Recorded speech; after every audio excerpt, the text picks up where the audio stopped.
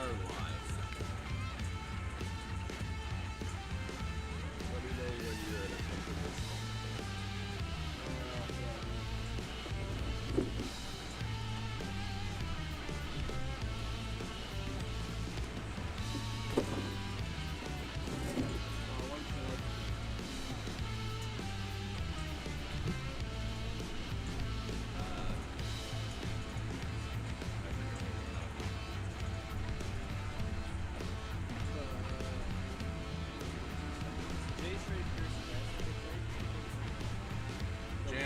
Jansen and Garcia.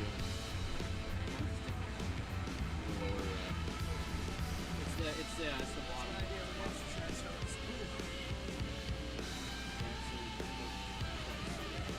Sorry, what do you want? I'm just looking at it.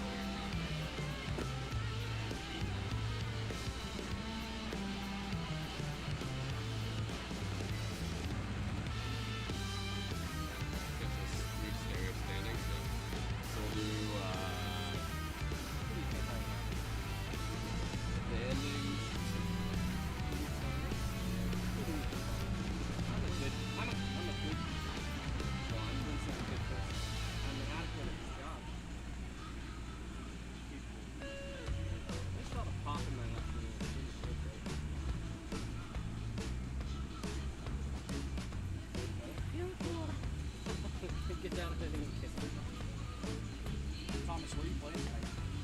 I got canceled tonight. Yeah. Concord. Yeah, I think we'll just go standings, the tiebreakers, Okay. and then Leafs London start. Okay, let me repeat that back to you. We're gonna go standings. We're gonna do standings, tiebreaker, then Leafs London, right? Yeah. But I think just wait on getting to Castro and Piano. Oh, the lower thirds? You just wait on getting the standings even, because we're gonna talk about just how the well is. So you're not gonna, you want nothing up when you guys are saying how great they are. You don't even want the last game? Oh, we have that? Yeah. We'll have that then. You need to start having a bit more patience. Yeah, so last game was close. So what are we doing? We'll kind of get to it. We'll feel it out. But this is the order, though. What are we chitting and chatting about? We're gonna go. We're gonna talk last game for the Leafs. So that'll be probably talking about Sam Green. We're talking about Sam Green probably because he pitched 8 innings last game, and then just the fact that the offense was good and whatnot. And then we're gonna talk about the standings, show how the Leafs are in a playoff spot now. Then this is just gonna be a me thing, but I've put together the tiebreakers that the Maple Leafs have with the teams near them in the standings. And then we're gonna talk Castro and then Piano if we get that far. Should I just tell them what you guys are doing is stupid? What? What's happening? Just singing the game. Yeah, somebody should get fired.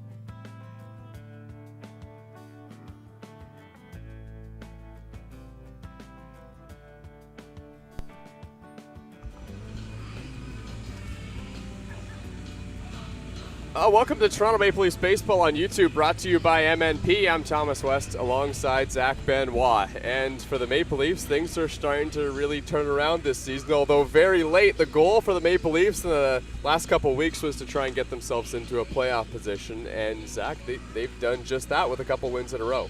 They've done that and a little bit more. Not only have they jumped out of that 9th place position, they're all the way up here into 7th.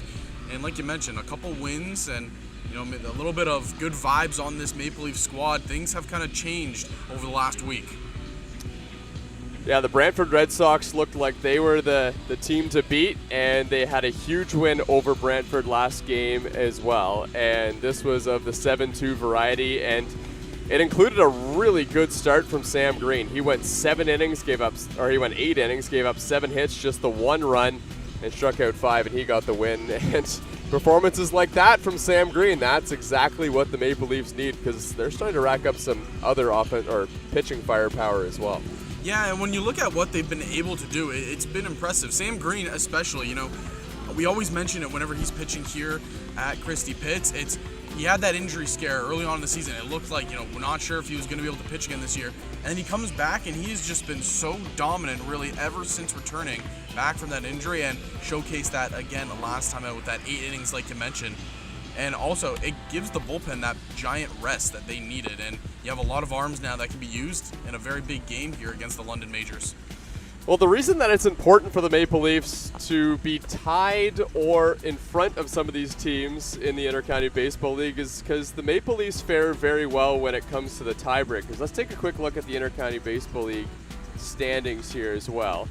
So this is where the Maple Leafs sit right here. The Kitchener Panthers, they're down there in 8th place. The Maple Leafs, they're in 7th. And the Brantford Red Sox are the team right now not making the playoffs. But if the Maple Leafs were to be tied with one of these teams, with Kitchener, Brantford, and maybe even Hamilton, they fare pretty well in the tiebreaker department, because the Maple Leafs, although they don't have the tiebreaker against Hamilton, already have it locked up against Kitchener. They're winning the season series 3-1 with just 1 game remaining. They've won every game against the Brantford Red Sox, and there's only 2 games remaining there.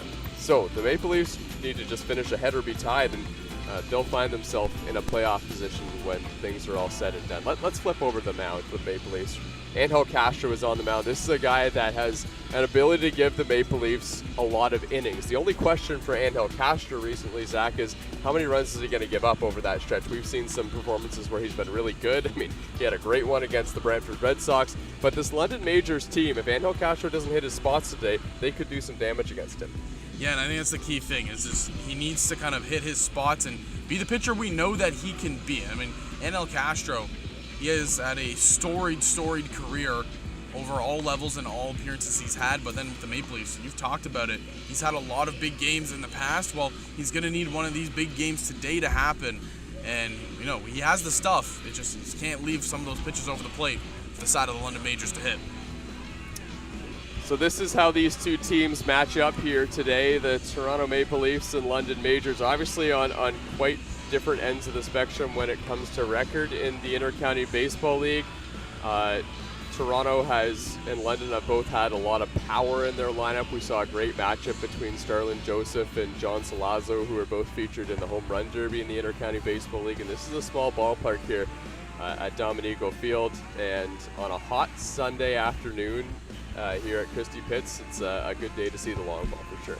Yeah, and the last time the London Majors were here back on June 30th, they actually lost 7-6 against the Maple Leafs. And right now, obviously, it doesn't really matter too much between these two teams, but they are currently split in the season series 2-2. So more so, I guess, for bragging rights between these two, and it's a big game. But for the most part, every match between these two teams have been relatively close. The start of the season, it was the London Majors coming away with the victories, and the last 2 games between them, it has been the Maple Leafs. So it should be interesting to see which team will come out on top here.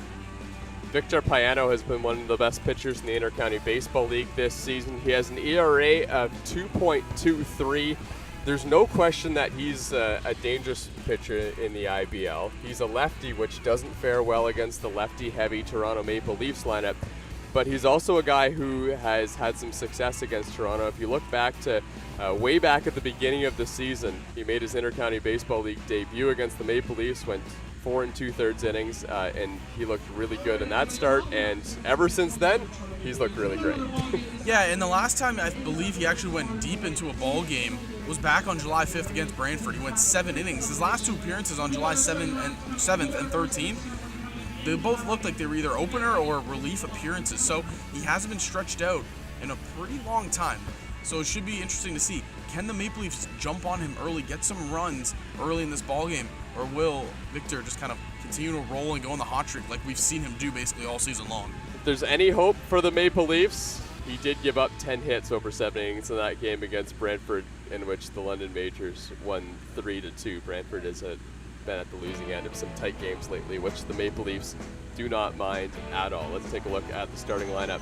For the London Majors here at Dominico Field, Champ Garner is going to lead things off playing center field, then Drew Lawrence in left field. And if you remember the game a couple games ago, what was that, on Friday for the Maple Leafs? It was a big one against London, and there was also a big 2-run home run from Drew Lawrence in extra innings to tie it up. The Maple Leafs would come back to win it later on.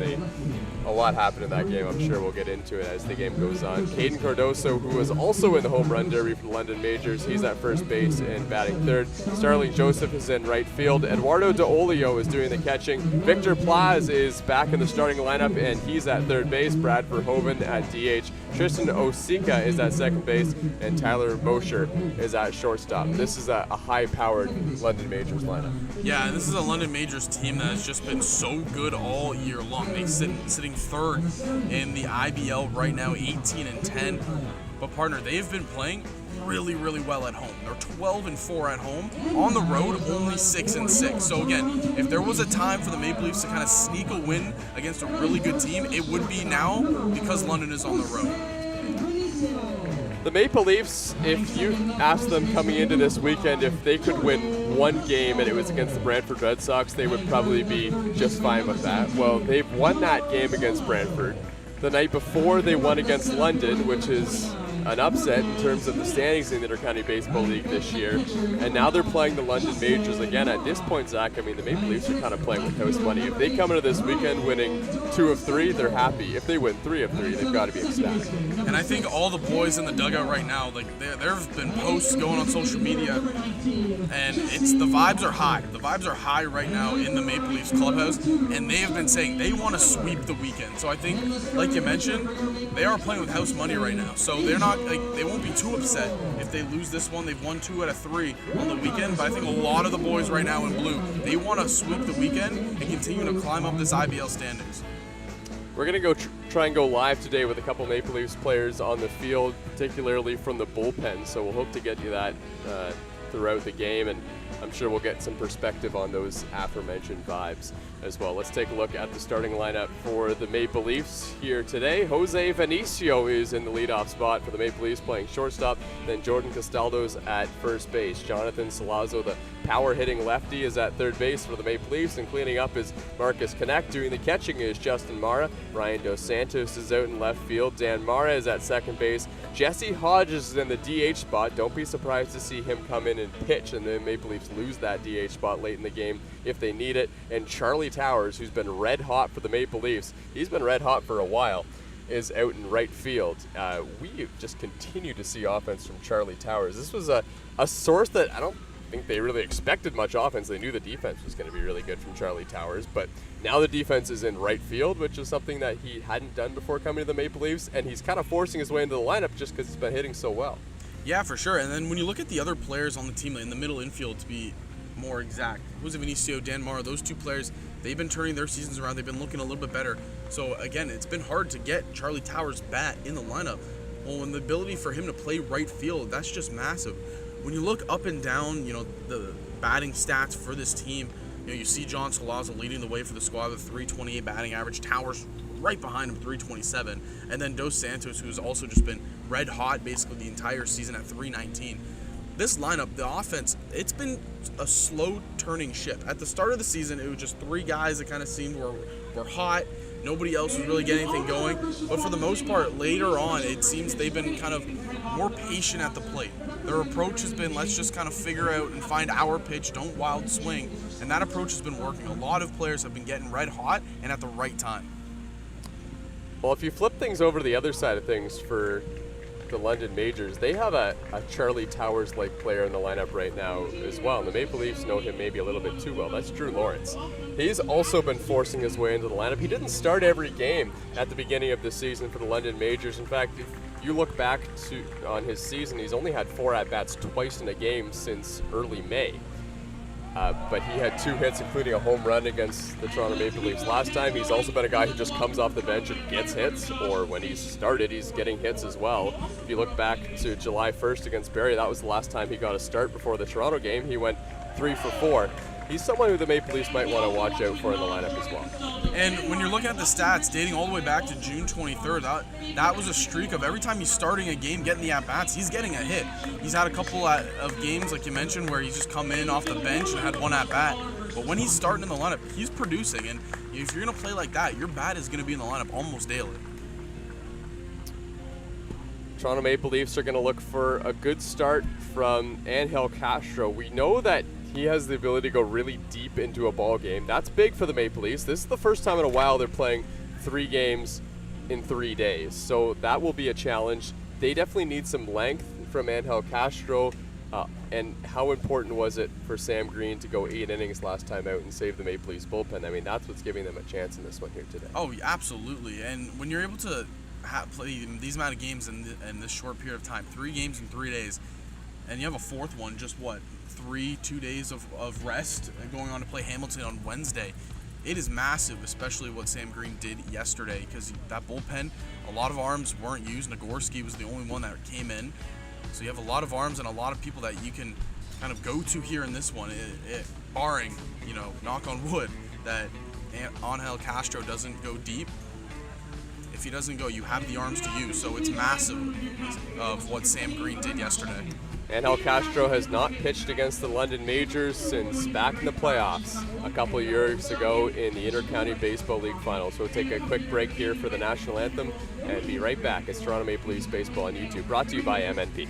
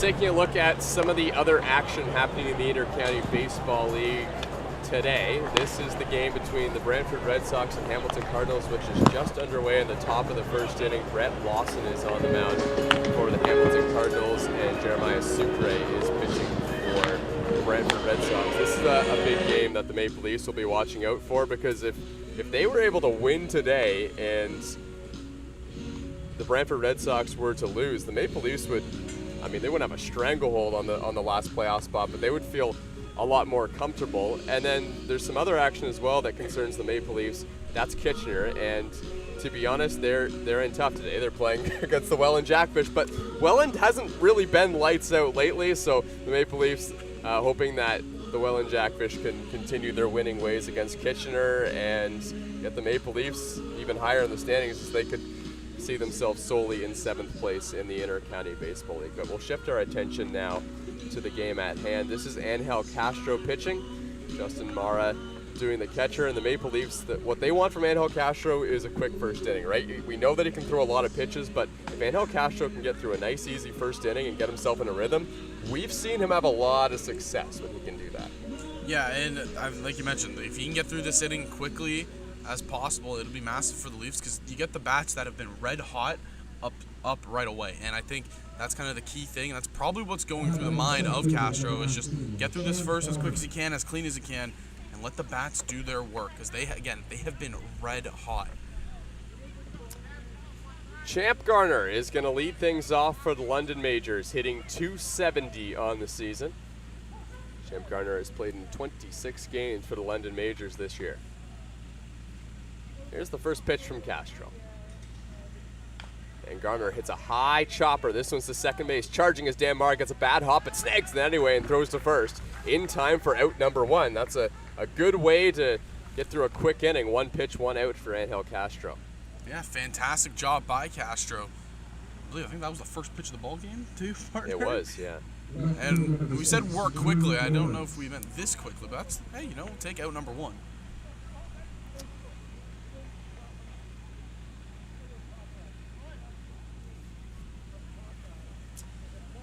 So this is Drew Lawrence at the plate. Last game he played was against the Toronto Maple Leafs and hit a huge home run in extra innings to tie things up.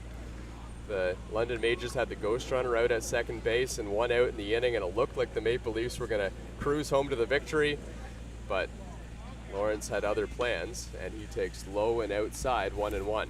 Yeah, you mentioned Drew Lawrence has been red hot really in this last little stretch. He's got the batting average almost at 400. Yeah. He's appeared in 17 games. That's just impressive. Yeah, just 41 at-bats, though, on the season for Lawrence. And he's a young guy, too, born in 2003, as that pitch is in the dirt from Angel Castro. Count now 2-1 on Lawrence. Lawrence has struck out just 6 times in the 41 at-bats he's had this season. And he chops one foul to the left. He reached for a pitch there when he was ahead in the count, and now it's 2-2. And again, if Castro can get those pitches moving like we've seen in the past, he can get in the groove and he can rock and roll. This one's hit on the ground to first, and that takes an awful hop and goes right over the head of Jordan Castaldo. Nothing he can do about that, but when you're hot, right? Drew Lawrence gets another hit, and he's 1 for 1 today. That, I think, encapsulates the definition of a Dominico Field bounce. Yeah, that they might want to go see if there's a rock out there or something like that. A rock or a divot? That was another kind of bounce that we saw there. Jordan Castaldo didn't even try for that ball. It was way over his head after a couple of hops. That brings Caden Cardoso to the plate.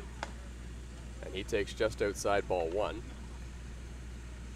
Just going to mention, Lawrence swung out a pitch outside the zone there, and I was going to say, Angel Castro doesn't really need any help getting strikes. He's a guy who's going to pound the strike zone for the Maple Leafs. He'll be selective when he needs to, but the London Majors can be ready to swing the bat here, and such is Caden Cardoso as he hacks at the first 2 pitches. Kind of looks like that's their plan of attack right now early on. It's just swing early in the count. We saw with the leadoff man, Champ Gardner. He swung at the first pitch, and again right here with Cardoso. Castro last pitched against Kitchener as part of a 1917 win for the Maple Leafs. Cardoso takes a strike, and it's 1-2. And what a game that was. Yeah. I think a little bit of everything happened in that match against Kitchener. There was definitely some areas he'd probably want to clean up. He gave up 9 earned runs and 11 hits over 5 2/3 innings, but I mean, he kept the Maple Leafs in it as much as he needed to.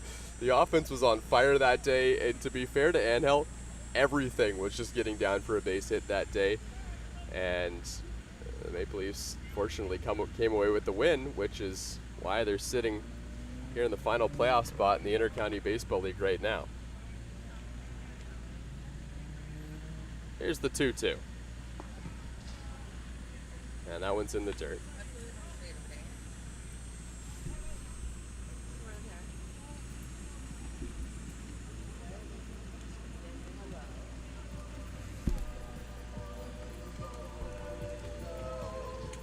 37 2/3 innings pitched for the Maple Leafs righty this season. Has a long look in, finally gets on the same page as Justin Mara, and now here's the 3-2 pitch. And it's fouled off.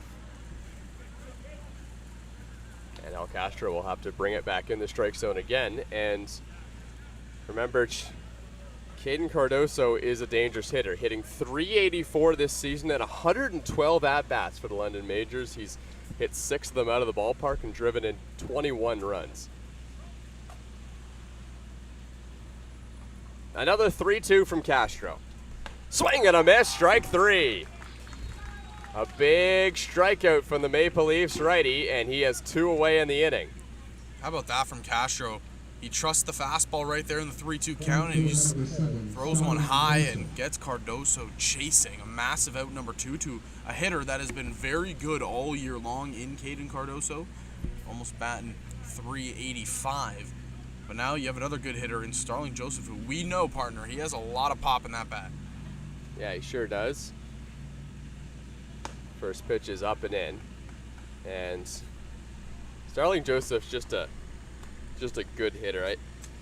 I got a chance to kind of see these top Maple Leafs or top IBL power hitters from a different perspective at the IBL Home Run Derby, and Starling Joseph is just one of those guys who kind of looks different. He has just 4 home runs this season, but the way he was hitting the ball and the way it popped off his bat just seemed like another level. This one pops off his front knee, so now he's going to head down to first base.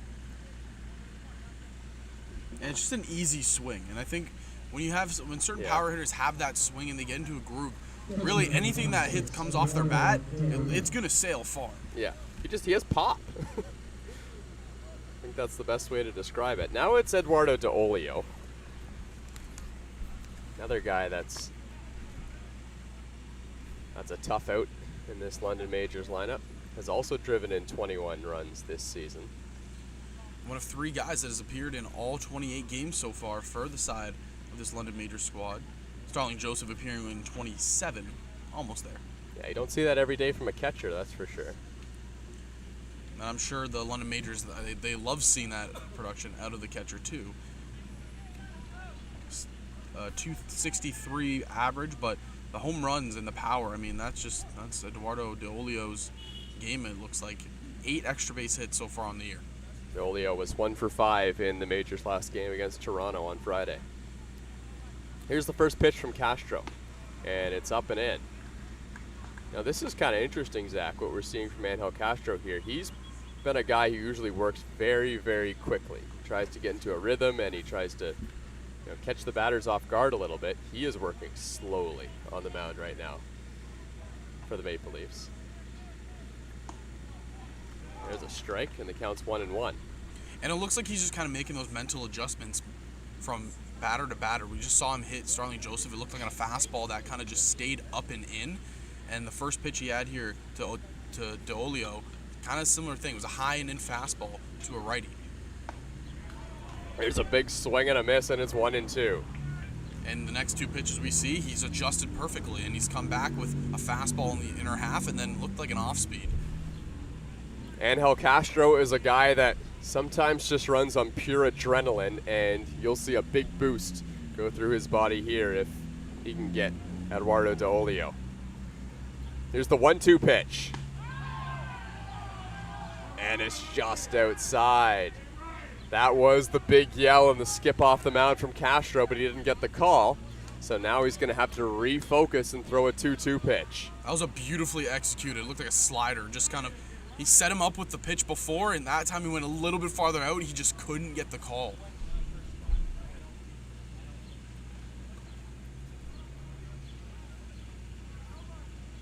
Two. Swing and a miss, strike 3. Angel Castro got him on the next pitch instead. 2 runners get on base for the London Majors, but they do not score. And the bats of the Maple Leafs are coming up here at Dominico Field.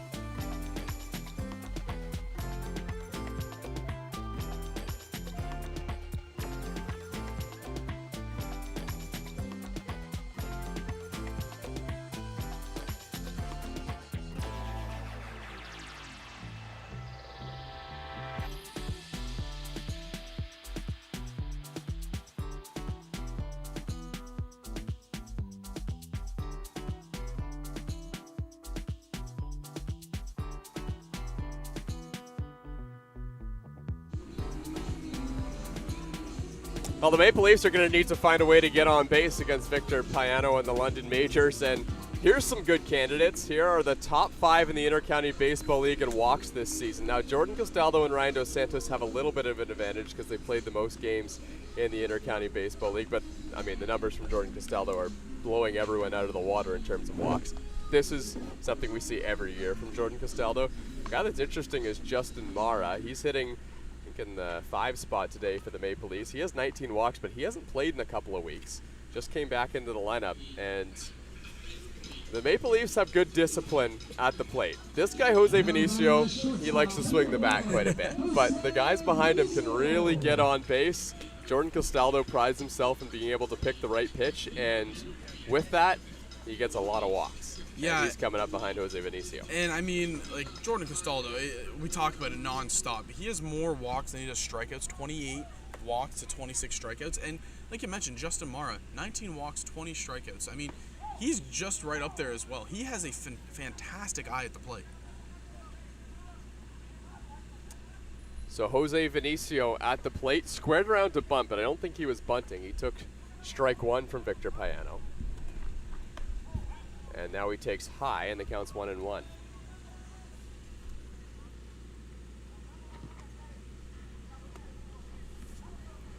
Victor Payano coming off a couple of short outings, 2 innings against Kitchener and 1 inning against Brantford. Now getting the start here for London. And Vinicio is going to foul this one off. The London Majors have found themselves pairing Victor Payano and another one of their starting pitchers quite often this season. In fact, on the opening game of the year, it was Victor Payano and Jose Arias. Good luck to any of the batters on the other side of that. It's a pretty good pairing. But Jose Arias isn't going to go today because he pitched against the Maple Leafs on Friday, as this one's flared out to right by Jose Vinicio, and Starling Joseph is there to make the catch.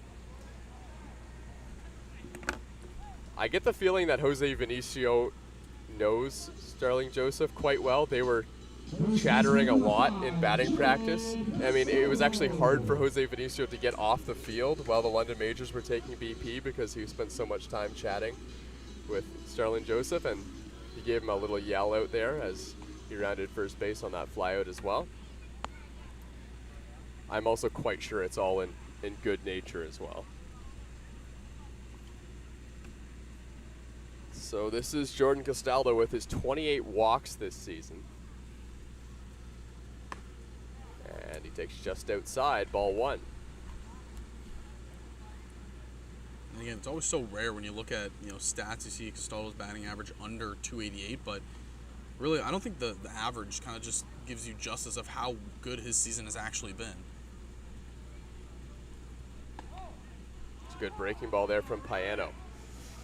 If he's going to be spinning that all day to these lefties in this lineup, it's going to be a rough day for some of these batters. Yeah, that was beautiful. Even Jordan Castaldo buckled a little bit at that breaking ball. Here's the 1-1. Swing and a miss. That's the breaking ball again, and an unusual chase from Castaldo, and it's 1-2. I mean, hey, why not? If it works one time, why not go back to it once again? That was just back-to-back beautiful breakers.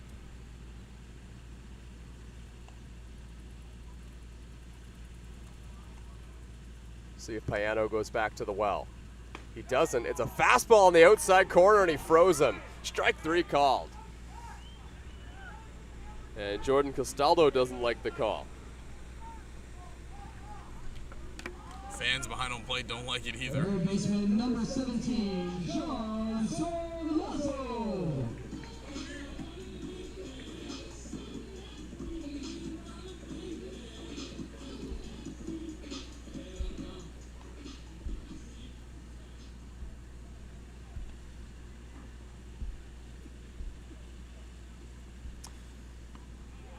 So the power hitting lefty for the Maple Leafs check swings at that first pitch breaking ball from Victor Payano, and Maple Leafs are going to have to find a way to either take or make some contact with that Payano breaking ball, or else that is going to be a problem for them here this afternoon.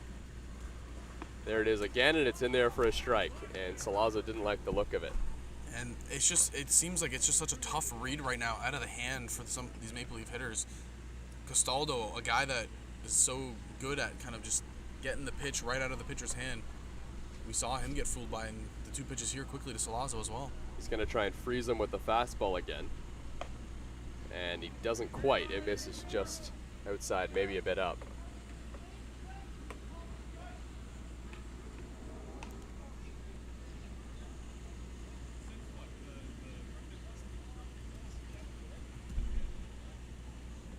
Here's the 1-2. And he misses outside with the fastball again. With the way John Solazzo swung at that breaking ball and then took the next one, you have to think that he's going to go back to it 2-2. And then if he misses, maybe try and use the fastball to get a pitch in the zone.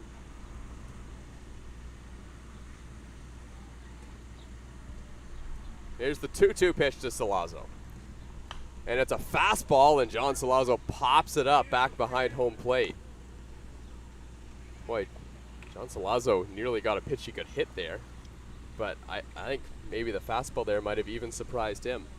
I think Solazzo also was just kind of sitting on that breaking ball because that looked more so of like a kind of a protect me swing rather than him going fully at it.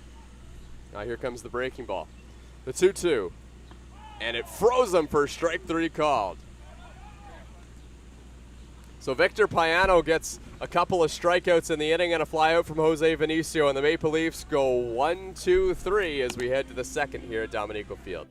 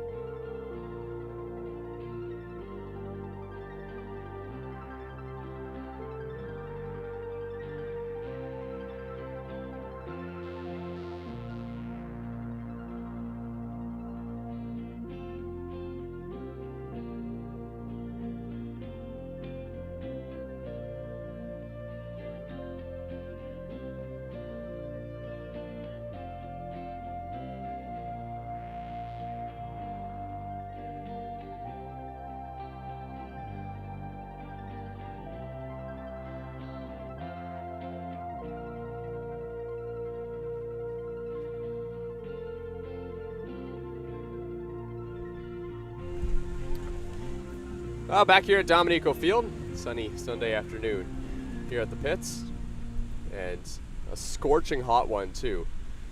Some of the bullpen pitchers for the Maple Leafs were grabbing a couple extra water bottles before this one today. This one's popped up on the infield. Jordan Castaldo is under it and he makes the catch, and there's one away. And for the second inning in a row, Angel Castro has one pitch, one out. Do you think you know what the plan is for these London Majors hitters now at the plate? Come up and just swing the bat. Yeah. Yeah, they know they're going to get a lot of strikes.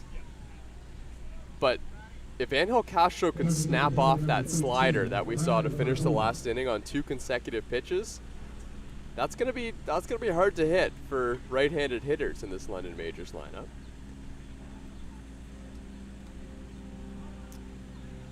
That's going to bring Brad Verhoeven to the plate, the St. Thomas, Ontario native.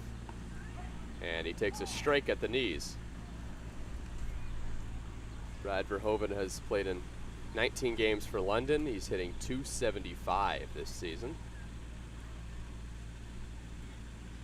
He's made the most of his 40 at-bats. He's driven in 9 runs. I was just going to say, just 2 extra base hits so far in the year. He's still hunting for that first homer on the season. Yeah, he did get 1 last year with London in 23 games. He's also drastically improved the batting average from last season. He hit .224 for London last season, and he's coming and hit .275 this year. And he checks his swing and fouls it off. He went down on the pitch. I'm not sure if that hit him or not. Like, I mean, after it hit his bat. Yeah, it kind of got high up on the handle, but he was also just kind of twirling himself in the box there. So might have just lost an edge as well. After all that, he finds himself behind in the count 1-2. Angel Castro, a dramatic set of his glove and a 1-2 pitch, and it's fouled off.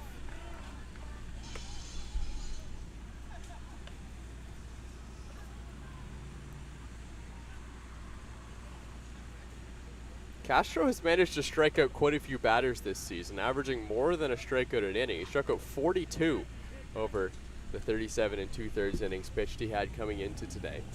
The 1-2, and it's fouled off again, and he is starting to climb the velocity radar just a little bit. Brad Verhoeven has been behind on those last 2 pitches.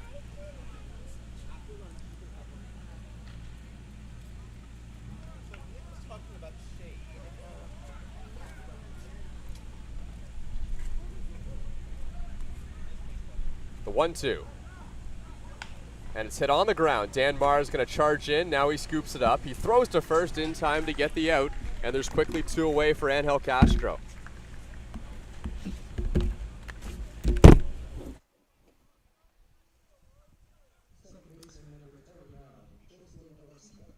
So that brings the former Hamilton Cardinal, Tristan Osika, to the plate.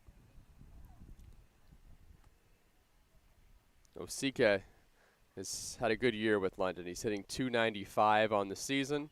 He's hit a homer and driven in 5 runs. But he's done that in just 16 games. Osika was an interesting player. He looked like he was going to be just an IBL star when he broke into the league in 2021 with Hamilton. He hit .357 in his first year. The 0-1. On the ground to Vinicio. He gets a big high hop and sidearm throw to first and plenty of time to get the out, and that's a 1-2-3 inning for Angel Castro. The Maple Leafs and London Majors remain scoreless, and we're going to chat with Greg Carrington when we come back.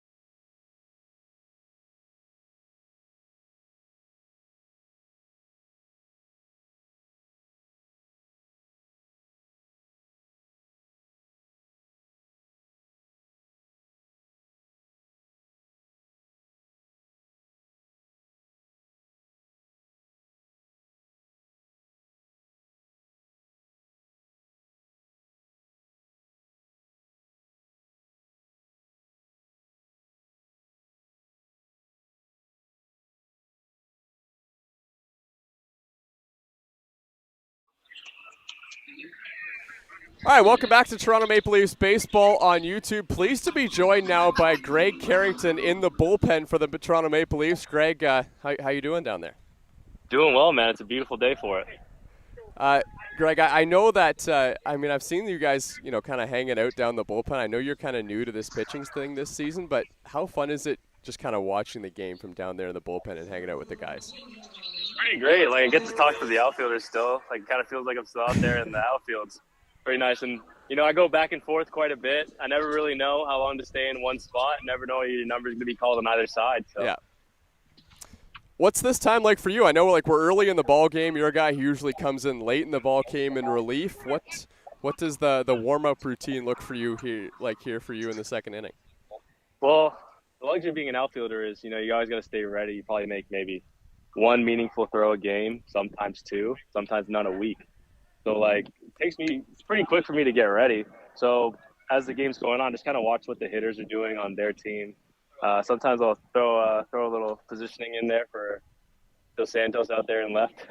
But for the most part, just watching the other team, how their hitters work and how our pitchers are attacking them. And a guy like Angel, he's a little bit more experienced than me, so it's good to learn how he attacks these guys because I try to replicate that when I'm out there.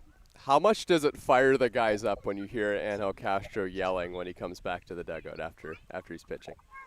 He's the kind of guy that you love to have on your team, but you hate to have against you. Yeah. And those are the best kind of teammates. I've played with a few of those guys and just love it every time.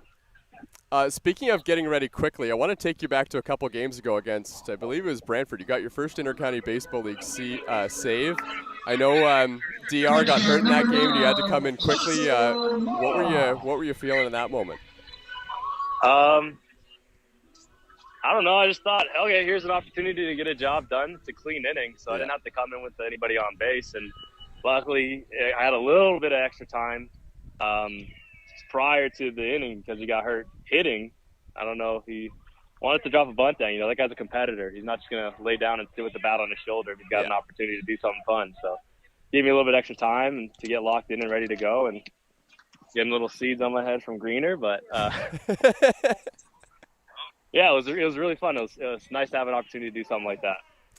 I know Sam Green's actually kind of in an interesting position this year, right? He's the pitching coach, but he's also a starting pitcher for you guys this year. What's your relationship been like with him this season?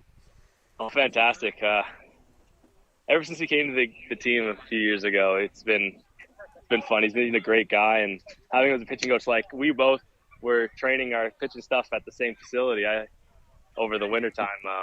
I worked there, and he was working out there, so it was good to talk to him a little bit, pick his brain, understand what kind of stuff I can do with my pitches, see what pitches work, which ones don't.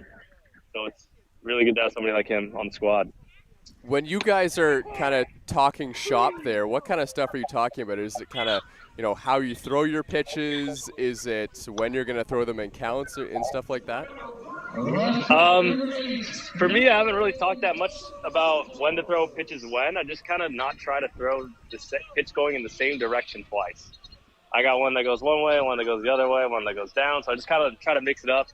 Not try to show this guy the same kind of thing twice in an at-bat or twice in a row at least. So it's more like, I was building a repertoire, trying to figure out which pitches work and which ones don't. He was there to help me out, saying that one's no good. That one's really good. Maybe try to stick with this one. Things like that. Try to figure out what I can do when I'm on the bump. Hey, Greg, before we let you go here, 2 wins in a row for the Maple Leafs. How big is it just to get those 2 wins and be back in a playoff spot in the IBL? It's really good, man. This is the first year since I can recall, since I've been in the league where somebody doesn't make the playoffs, and there was no way in heck it was going to be the Toronto Maple Leafs. What's the mindset from here? Is it pedal to the metal? Are you happy where you guys are at right now? Oh, yeah. We always heat up in the dog days this summer. Everybody knows that. Nobody wants to face in the first round. Pretty good track record in the first round. What's up?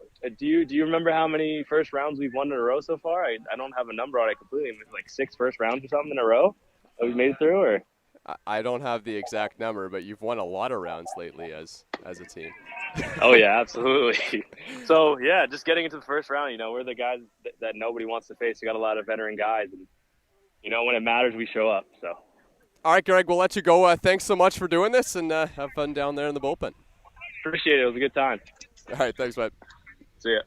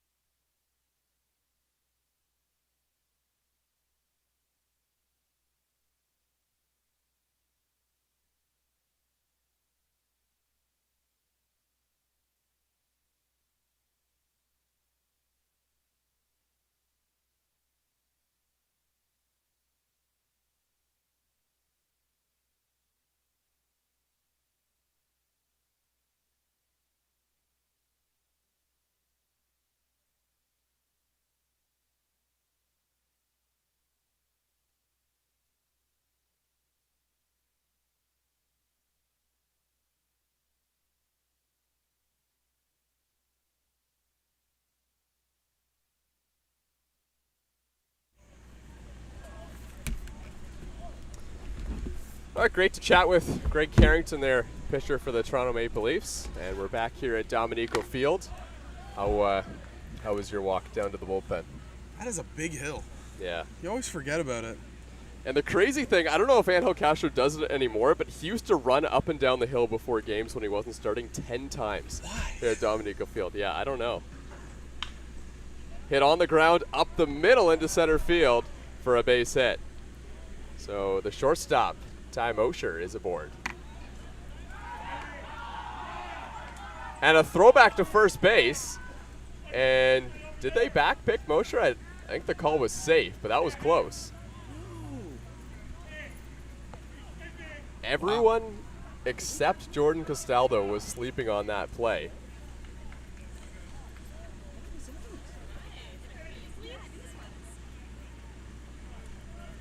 Center fielder number 19, Champ Garner. That was really close.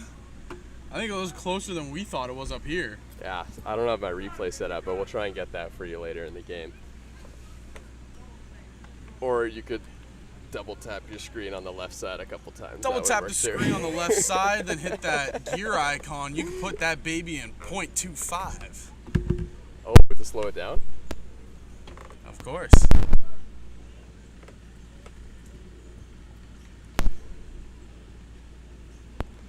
Here's the 1-0, a swing and a miss. So the count 1-1, and Justin Mara was thinking about throwing back down to first base again there. I think Mosher's got his head on a swivel now, though, after that back pick attempt at first base. I'm liking the pitch mix that Castro's going with right now. You just saw 2 pitches ago that slider on the outside half that had Gardner just chasing.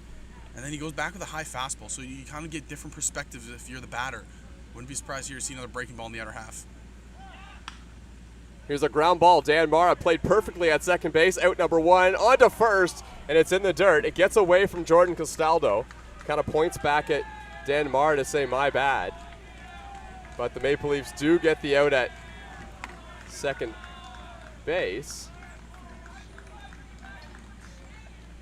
And they're going to call the runner at first base out, as well as they're going to call interference on Tyler Mosher that was going down to second base. And isn't that interesting? That is something. I was very lost what the cheering was about. But hey, I'm sure the Leafs will take it. Yeah, it's not the type of interference call you see every day, but I guess Mosher not sliding got in the way of Dan Mara trying to make that throw down to second base. And Jordan Costello was actually pointing back. I thought he was kind of saying my bad for not picking that out of the dirt. I think he was pointing back to try and call that interference. He was thinking the same thing. So after all of that, there's 2 outs and nobody on base. After the Maple Leafs thought they had picked off Mosher kind of sleeping at first base, and we kind of looked at the replay and it looked like it could have been out. Yeah, he was out. So you almost wonder if that might have factored into that double play call as well. And El Castro 1 pitch away from getting out of this inning, and it's just high. He buried a beautiful slider the pitch before that, and came back with a high fastball and froze him. I thought that caught the top of the zone, but just missed, says the umpire. And the count's 1-2. And Castro misses with the slider, tried to replicate that pitch that got him out of the second. Really liking how he's mixing right now. It's looking kind of precise and clear of what his attack plan is with these hitters. Well, we'll see if he goes back to the well. And El Castro has a bunch of different pitches. But the slider has been working well for him early on. The 2-2. And he missed high. Castro went back to the breaking ball. But Drew Lawrence, who has been on fire lately, was able to take that one, and now the count's run full after it was 0-2. Here's the full count pitch from Castro. And it's just inside ball 4. So the London Majors will replace that runner at first base, and they've got the right part of the order to get something going with 2 outs. As here comes Caden Cardoso. Yeah, these next 2 batters in Cardoso and Joseph, the top 2 when it comes to RBIs here for this London Majors squad. So I'm sure Castro, he's going to be desperately trying to get out of it here as quickly as possible.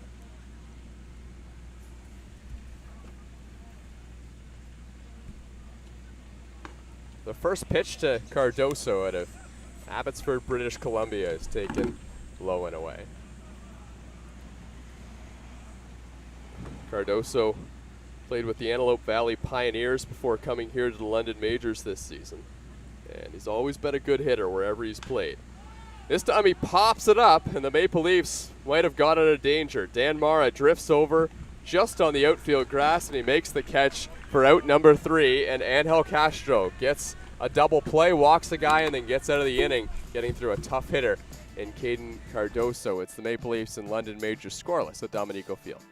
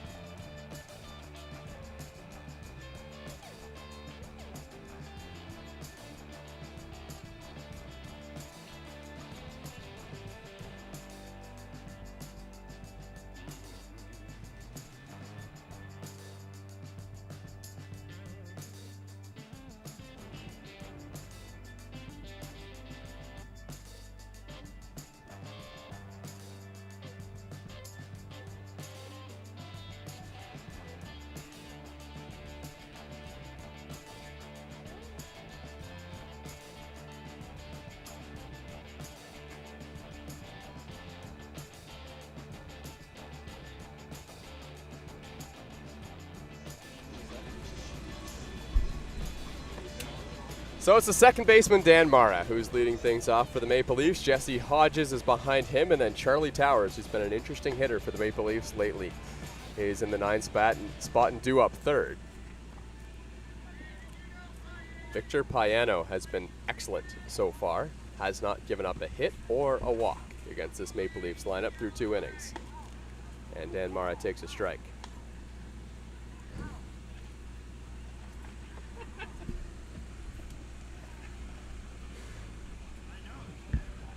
It's been a tough day for lefties at the plate right now against Victor Paes. The 1-1. That one's outside.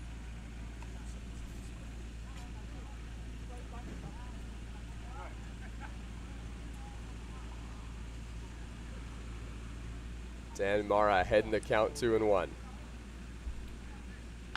And it's lined to short and past a diving Mosher into the outfield for a base hit. Dan Mara stands at first base, and the London Majors are going to try their back pick of their own as they flip one back to first, but Dan Mara had his head on a swivel, which everyone will in this game after that happened in the first, or in the second, or no, the third. So that's the first hit against Victor Payano, and it comes at a good time for the Maple Leafs. Nobody out, Mara's on first base, and here's Jesse Hodges. Hodges hitting .226 this season for Toronto, but has done some of his best work on the mound for the Maple Leafs. Jesse Hodges transitioned to being a pitcher last season, and it's worked very well ever since. On deck is the hot-hitting Charlie Towers with a .327 batting average on the season. The 0-1 in the dirt, 1-1.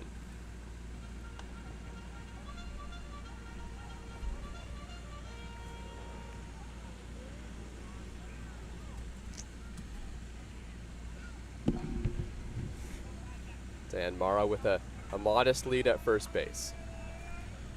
The 1-1 to Hodges. And it's a breaking ball. That's been a good pitch for Payano, but he doesn't get the call this time. It was just outside. Not sure if you noticed, Hodges at the plate. That ball came in and Hodges was doing this. You might have to describe the hand gesture that you were just doing. He was saying that pitch was up. The breaking ball didn't break down. Right. The 2-1. And that one just misses outside. The last 2 calls disputed by pitcher Victor Payano.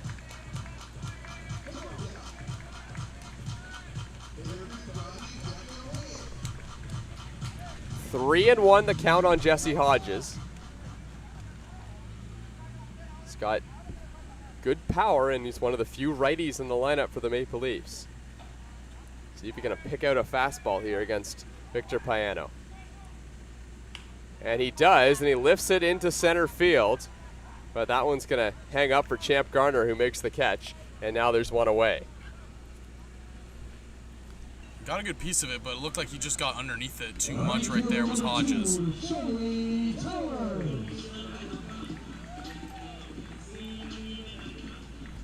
Well, Charlie Towers has had 6 games where he's been on an absolute tear. 2 of those 6 games have been 3-hit games. Some of them have been when he comes in and pinch hits, but when he pinch hits, he usually gets a hit. Mara scampers back to first base after the check swing attempt by Towers, which is called no swing. So the count's 1-0.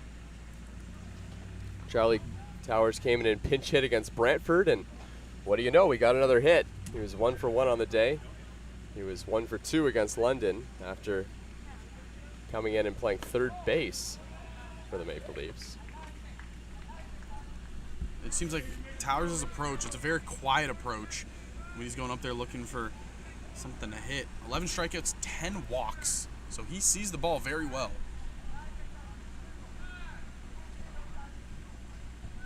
Victor Payano has started to fall behind some of these Maple Leafs hitters. Now the 2-0. And it's hit on the ground, and that one's going to get through for another base hit for Towers. Dan Mara is racing around second. He's coming to third, and he's in there safely. It was a good throw from Starlin Joseph, but just not quite good enough to get Dan Mara, who had his mind made up that he was going to third base there. What do you love to see out of the 9-hole hitter? Is just get on base and get to the top of the order and with runners on. Charlie Towers, once again, I mean, it was a slow roller. There's something happening right here.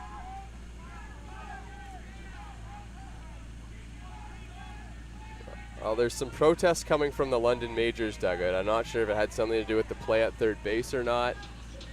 Or we're thinking maybe they're still arguing about the check swing. But of significance for the Maple Leafs, on that play, Dan Mara got up a bit slowly after sliding into third base there. And you can tell he's kind of feeling something there at third. So we'll keep our eye on that. That's not a good sign for the Maple Leafs. He's been their everyday second baseman for years and years, except when he was their everyday shortstop. Needless to say, they need him in the lineup. So the leadoff hitter is Jose Vinicio. He's at the plate behind in the count 0-1. Maple Leafs have runners on the corners here in the bottom of the third.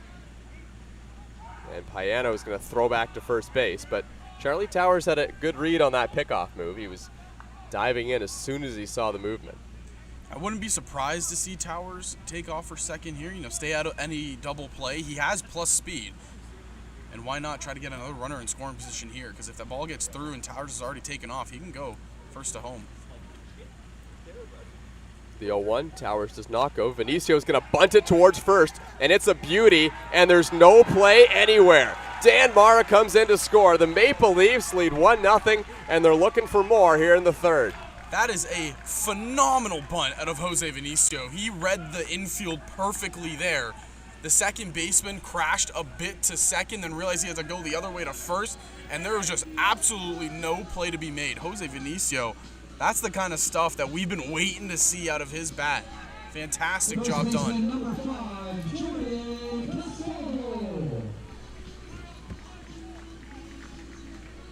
Well, this is the guy the Maple Leafs wanted to get to the plate. Jordan Castaldo has been an excellent RBI guy all season for the Maple Leafs, even when he was hitting in the leadoff spot.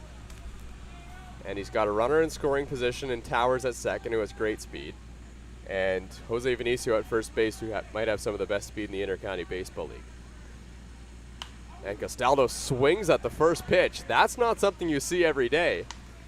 But he wanted a fastball there, and he got one, but he just missed it. And you got to think, his last plate appearance came up, 2 straight breaking balls, and then a fastball in the other half that froze him. So he's coming up to bat here probably a little bit angry. He wants to try to do something. Here's the 0-1 pitch. And it's way inside and nearly hit him. In fact, so far inside that it was a great play by Eduardo De Olio, who came in and... I think it hit off the umpire's leg. I think it hit De Olio's glove and then went right off the umpire because he was limping a little bit on the right leg. Yeah, you're right. And if that's the case, that's a huge break for London because Jordan Castaldo, although a very good hitter, is not very fast. He could be a double play candidate, but if both runners were to advance, that eliminates that likely possibility. Hey, I just want to say, good guy John Solazzo gets some water, taps the umpire on the back, says, "Hey, you okay, man?" Yeah, he's always that guy. Loved it. Yeah. We got a guy for that. John? John. Yeah. So Victor Payano, after knocking down 1, 2, 3 innings in the first 2, has found himself in a bit of hot water here in the third. There's the 1-1 to Castaldo, and he takes it inside. Another pitch that didn't look awfully comfortable coming out of the hand of Victor Payano. I think he got crossed up again because I think that hit off the ump again, right off the chest protector, because it didn't sound like De Olio caught that cleanly. But it looked like he was expecting the breaking ball, and then the fastball was just high and in, and it tipped off his glove. The home plate umpire is saying, all right, let me know what I need to do to get you guys on the same page here. He's looking over. He's looking over on deck, saying, "John, I need another water." Yeah, he's getting pretty tired of getting drilled by Victor Payano fastballs. All right, so here's the 1-2 pitch. Jordan Castaldo finds himself ahead in the count with a couple runners on base.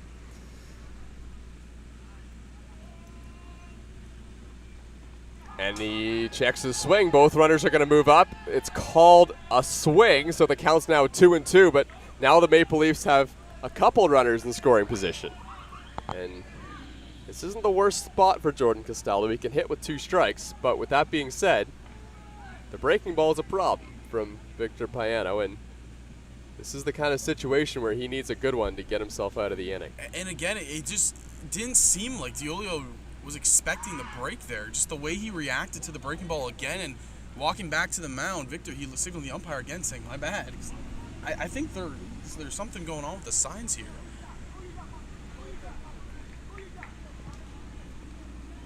Well, here's the 2-2. And it's hit in the air. This one's towards left, but in foul territory. And that one's well up on the hill at Dominico Field. You know, now that you say that, it's a good point because this is the first time the Maple Leafs have had a runner on second base. Yeah. So this is the first time that Victor Payano is seeing sequenced signs out of his catcher, Deolio. Again, it could be nothing. It could be just them not used to it. Obviously, haven't been able to do it so far yet. The breaking ball and good discipline there from Castaldo. He takes it low, and the count's 3-2. Now, you do have first base open, so maybe that gives you some inclination to go back to the breaking ball. But the batter on deck, it's no easier. It's Salazzo who's leading the team right now in average with at 328. Exactly. So here's an important 3-2 pitch, and it's a breaking ball, and it's low. Jordan Castaldo heads down to first base. That's his 29th walk, leading the Intercounty Baseball League this season. And it brings up John Salazzo with the bases loaded, and you know that there's just one thing on John Salazzo's mind right now. If he can hit the pool that's behind the right field. But partner, I want to ask, with that Jordan Castaldo walk, does that continue his streak, or did that already pass? Yeah, so I'm going to need to pull out the calculator again for the streak, but it's still going, okay. Yeah. That's the on-base streak we're talking about from Jordan Castaldo. He's well up over 50 consecutive games dating back to the playoffs last year. Spectacular. But you're going to make me go back and do some counting in this half inning, aren't you? Of course I am.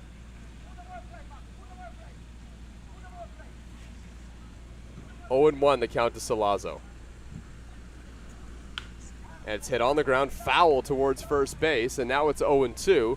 And Victor Payano wouldn't mind a strikeout here. A double play is ideal. A strikeout's great too.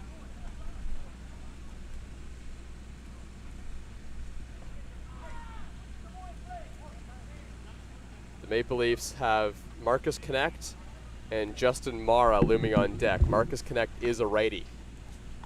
And a breaking ball on the outside corner, strike 3 called. John Salazzo goes down looking. That's a big strikeout for Victor Payano.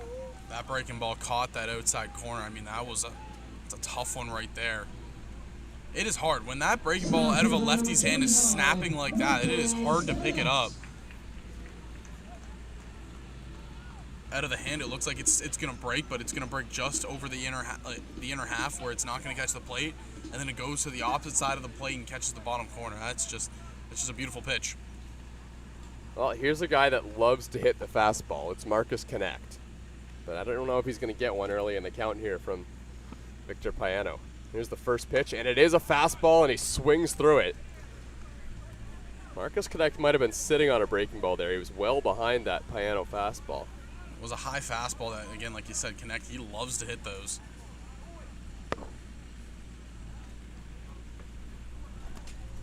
The 0-1. And a swing and a miss. Foul tipped, actually, into the glove of Eduardo Deolio, and just like that, Victor Payano has found himself back on track and in a good position to get out of this inning with limited damage. Bases loaded, 2 outs. The 0-2 to Marcus Connect. And he misses up and away outside, and he fell off the mound after he threw that pitch. So that's 3 straight fastballs here to Connect. You got to think, with how good that breaking ball has been all day, you got to think that he's going to be going to it soon. The count's 1-2.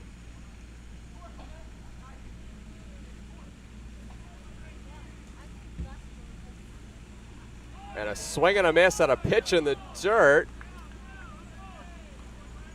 And yes, that was strike 3 as Marcus Connect swung over the top of it. So Victor Payano does give up a run, but he does a great job to get out of the inning in the best fashion he can. It's 1-0 Maple Leafs over the London Majors here at Dominico Field. You're watching Maple Leafs Baseball on YouTube, brought to you by MNP.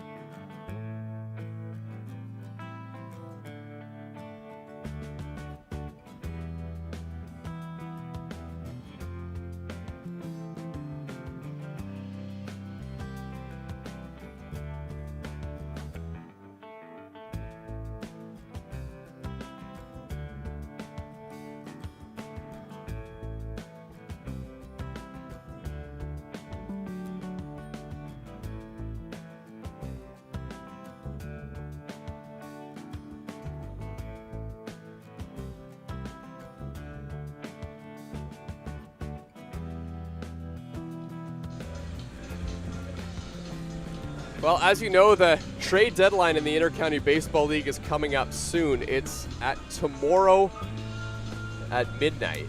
So for these IBL teams, a lot of the phone calls might already be in to the players that they're calling. We just haven't found out about the signings, but the deadline is coming up, and there are some players of note that are on the free agent wire as well.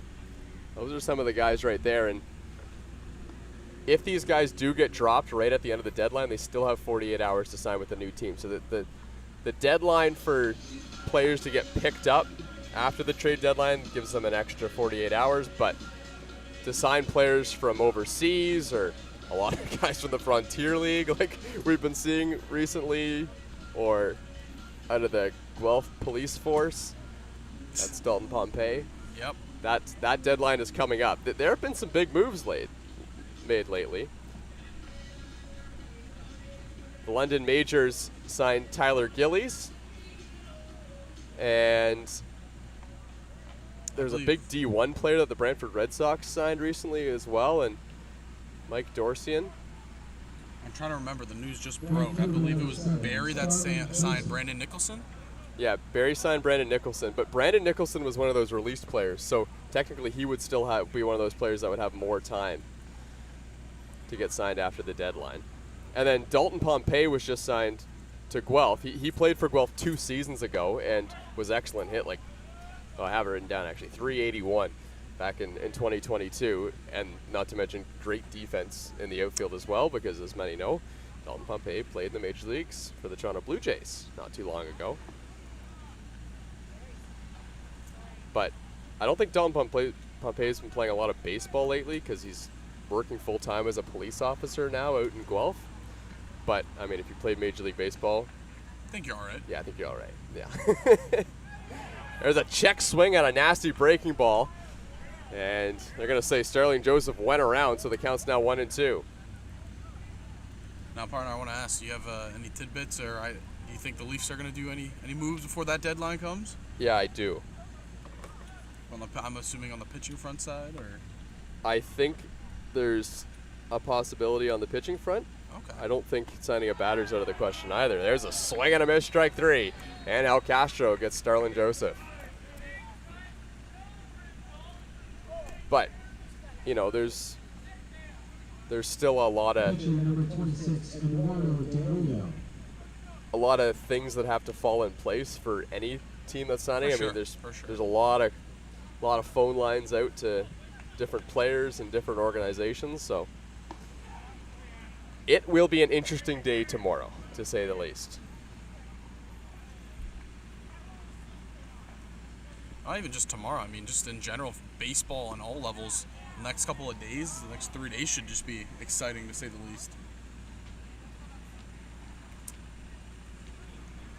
So here's the catcher, Eduardo D'Olio, with 1 out in the inning. And he hits this one to center field. And it's playable for Marcus Connect, who makes the catch. Maple Leafs are going with an outfield of Ryan Dos Santos, Marcus Connect, and Charlie Towers out there. Towers has flip-flopped between left field and right field for a couple games this season, but he's primarily an infielder. But if you didn't know that, you wouldn't see it from Charlie Towers. He has an ability to play everywhere on the baseball diamond. And again, that kind of versatility, like, that'll allow you to be in the lineup every day, and that's what it has allowed Towers to just still be a part of this lineup. And the point I was trying to make earlier in the game about his at-bat, when you have a 9-hole hitter that can just be as productive as he's been, that's massive. This one's hooked foul down the line by Victor Plaz. You know who played some shortstop in the All-Star game? John Salazzo. Did he really? Yeah, I think he got an inning or two in. Interesting. Yeah. Well, I looked over there, and that looked pretty weird. Here's the 0-2. And felt wrong seeing the conductor at short. Yeah. That pitch missed just high from Angel Castro, and the count's 1-2 on Victor Plaz, who has been traditionally the third baseman for London. And Plaz hits it on the ground. That one finds a hole past Jose Vinicio. And a 2-out single for the London Majors. Looked like a little bit of an awkward swing there from Plaz. You know, it was a high fastball on the inner half, and he looked like he kind of tomahawked at it a little bit and just got enough of it to pull it through the hole.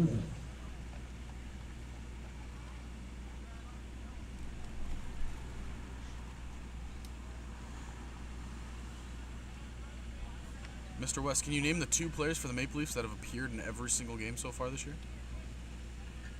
The 2 Maple Leafs that have appeared in every game? Every single game. Jordan Castaldo. That's one.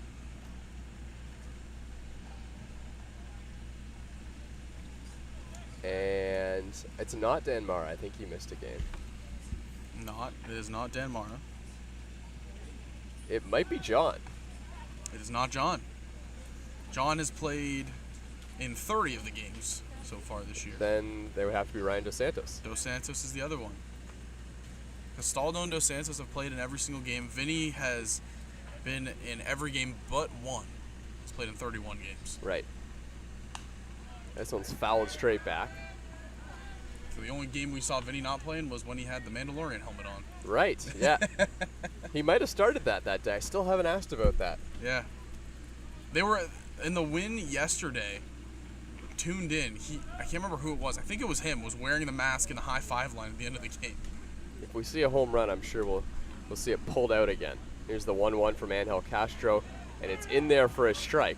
The batter is Brad Verhoeven, and he did not like that strike call. He felt like he had to jump back out of the way of that Castro pitch. Brad Verhoeven also does stand pretty close to home plate.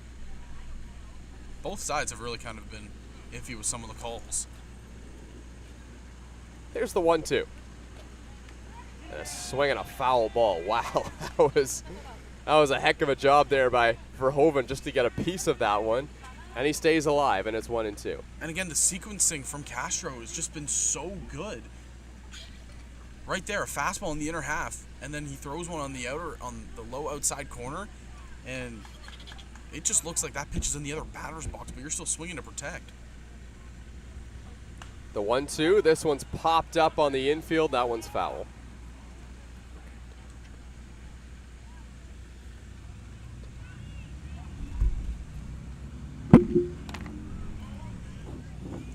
Angel Castro trying to get out of this inning. A big part of his success here today has been getting through a clean first. Now he's having to throw a couple pitches here in the fourth, but has managed to keep the London Majors scoreless so far. The 1-2 to Verhoeven.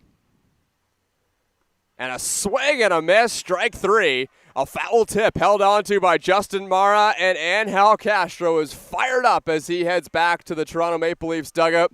We're going to have another conversation with a Maple Leafs player when we come back. That'll be Julian Tomashko joining the broadcast.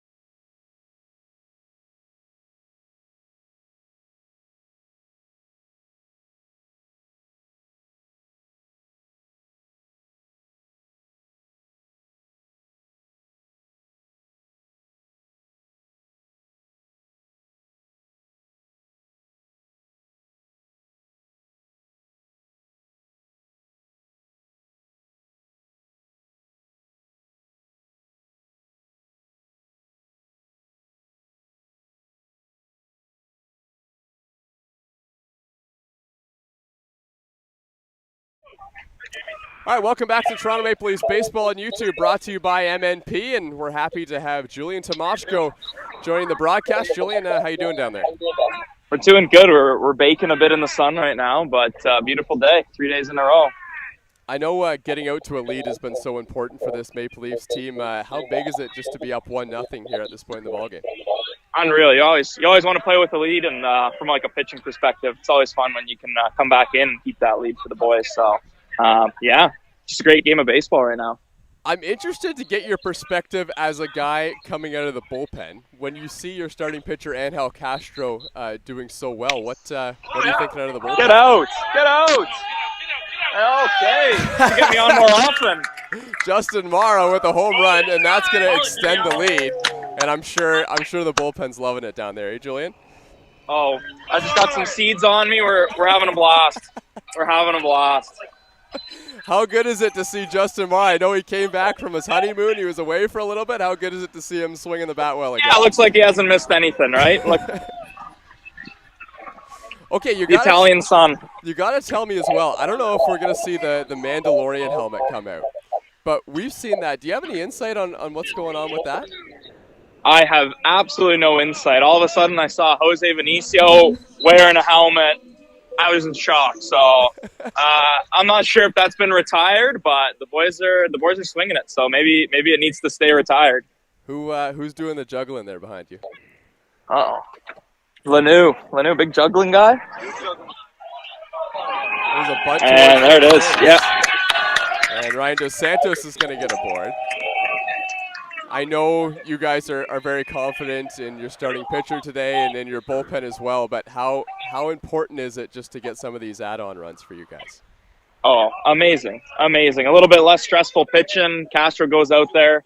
He always has fun, but looks like he's having a lot of fun today. So pitching with a lead's the best. Julian, we talked to one of your teammates, a guy who was a converted position player in Greg Carrington before this. I know that you converted from being a position player as well, right? If I'm not mistaken, you played first base out at McMaster. Yes. What made you want to make that change, and what was it like converting to be a pitcher?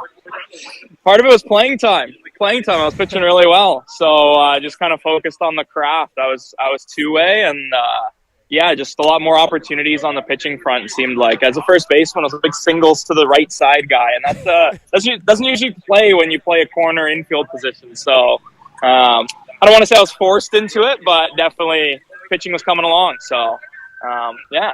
I mean, how often does a first baseman actually throw the ball? Yeah, very rarely. Very, very, very rarely. So maybe that's why my arm's still healthy, because all the years of not throwing it at first. Ryan Dos Santos takes off for second base. The throw is not in time, and now the Maple Leafs have a runner in scoring position. I know you got a bunch of the guys goofing around behind you. I know you guys kind of bond really well. Is there any kind of like special bond you have with those guys just being down in the bullpen? Yeah, especially in the bullpen. I mean, there's some long games, and you gotta kill some time sometimes. Some of those games can get really, really long, especially in the IBL. I'm petitioning to get a pitch clock going, but you gotta kill the time. You gotta have some fun and keep the vibes high. So yeah, there's a lot of goofing around. Other than warming up to come into a game, do you guys have a favorite activity that you like to get into down there?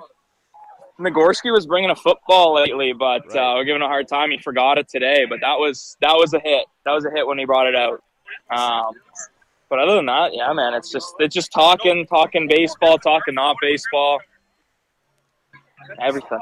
So is the football, is that like a warm-up thing, or is that just a for fun thing you guys are doing? Because I've seen you throwing that around quite a bit. Definitely more of a for fun thing for us, but I have used a football in the past, trying to get a bit of a spiral. The way they spiral it is similar to some guys' sliders. So you see Paul Skeens, that's the big name in baseball right now, but he uses a football pregame. Speaking of your slider, I know that was a pitch that you said you weren't as happy with last season as you were this season. I know coming into the year you felt like that slider was going to be a big pitch for you. You were right. It has been. What was the process of just trying to get that slider back to where you wanted it? Yeah, so I didn't throw it a ton in the off season last year, and I think that was part of it. And this year really just focused on getting the cues pre-pitch. So I kind of have a not traditional, how we're saying in football, I do the opposite. I try and think of my curveball when I'm throwing my slider. It's the same cue. So instead of getting on the side of it, I try and get on top. And that's kind of been the unlock, just trying to stay consistent with that. There's the first pitch to Jesse Hodges, and that one's in there for a strike.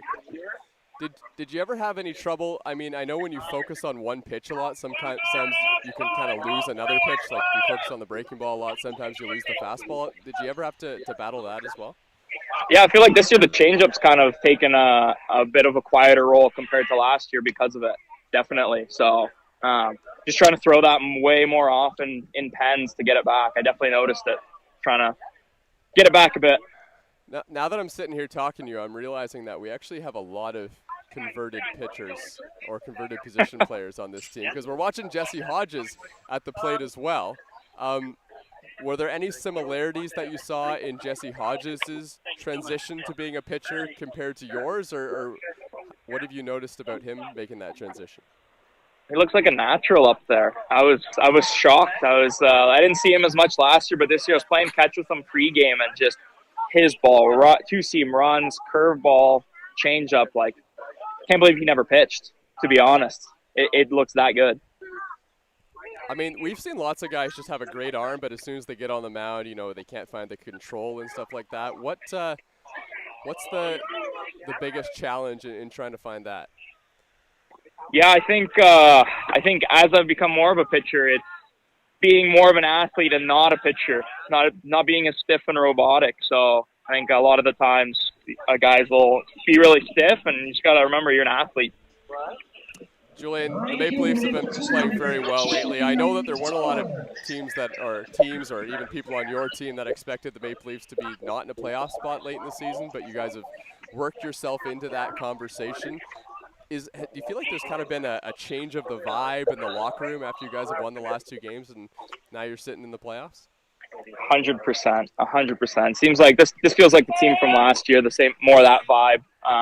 Having a good run last year, guys are getting amped pregame. I think they're playing with swag. That was the word I used on Friday pregame, is to play with some swag, and I think we've kind of found that now. Is that something that's kind of hard to find when, you know, things maybe are getting a little bit uptight when you get on losing streaks and stuff like that? Yeah, Absolutely, but you got to remind yourself the game's fun. This might add up to be another run for the Maple Leafs, and Ryan Dos Santos is going to come in to score, and it's 3-0. So I talked to Greg Carrington earlier about, kind of what the warm-up routine is for you guys. Obviously, there's not much that's going to happen when your pitcher's doing really well in the second inning when we were talking to Greg, but what does the fourth inning look like just for getting prepared to maybe come into a ball game? Yeah, that's something I've had to learn being kind of a converted starter into the bullpen role. I got to move around more. It's easy to just sit around, and you see the way Castro's throwing today, and you kind of go, well, he's probably going 6, 7, maybe 8 today. But just kind of keeping the body loose, keeping it warm. That's been the big unlock. So probably after this, you'll see me getting a little bit looser. Make sure I'm ready to go. So Charlie Towers at the plate and 2 away in the inning, and that one's in there for a strike. All right, Julian, we'll let you go here. We'll let you get that warm-up started, but thanks so much for stopping by here. Yeah, thanks for having me. I should come on more. We're scoring runs. Sounds good. You're welcome anytime. Take care.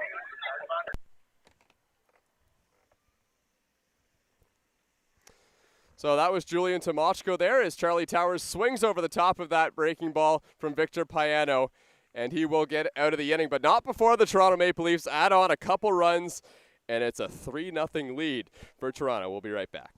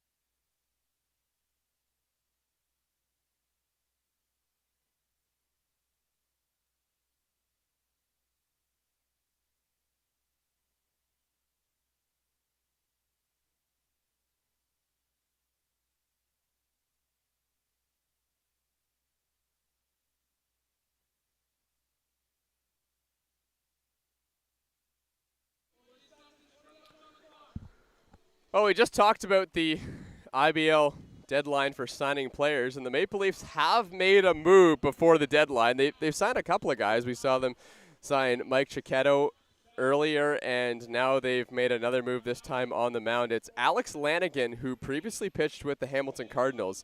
He's now on the Maple Leafs, played a little bit of university baseball as well, where he had some success out there in Calgary, and I'm led to believe that he's had a pretty good career at Dominico Field as well in the 2 games that he's come in to pitch as well. So Alex Lanigan, I'm not sure what role that the Maple Leafs will have for him, but seeing that he was in the background out there behind Julian Tomochko when we were talking to him, we think that he's probably going to be coming out of the bullpen. And I mean, this is a guy that the Maple Leafs could really use coming into the bullpen. They wouldn't mind having Alex Lanigan come out from that bullpen. Got your breath? Yeah, a little bit. So, for those that don't know, Zach Benoit has been running down to mic up our interviews here. So, that's what you don't see behind the scenes. And there's absolutely no hustle going down or up the hill. It's just a very steep hill. Yeah. And I'm a very retired player. Yeah. So now you think so? Angel Castro used to sprint that 10 times. That's what I'm saying. I don't understand how he did that. You can barely walk up it twice. It's exhausting. And he was sprinting and the heat down there, like we're lucky up here in the shade. It's very nice up here. Yeah. Down there, it's like the desert. It is so hot. Sorry. It shows the difference between me and Angel Castro. Yeah. I was gonna say Angel Castro was a Major League Baseball player. To be fair. This is tough. I don't even know to write my scorebook here. Yeah, that's the hill right there. That's the beast. And with the heat bearing down, it's not fun. Yeah, it's tough on the legs. That is for sure. Got a good burning though. There's the 1-1 from Castro, and this one's fisted towards John Salazzo. He's coming over, but he can't quite make the catch. It bounced a couple feet in front of the fence, which eliminated any possibility of a dive there at third base from John Salazzo. The batter is Tristan Osika for London, leading things off here in the top of the 5th.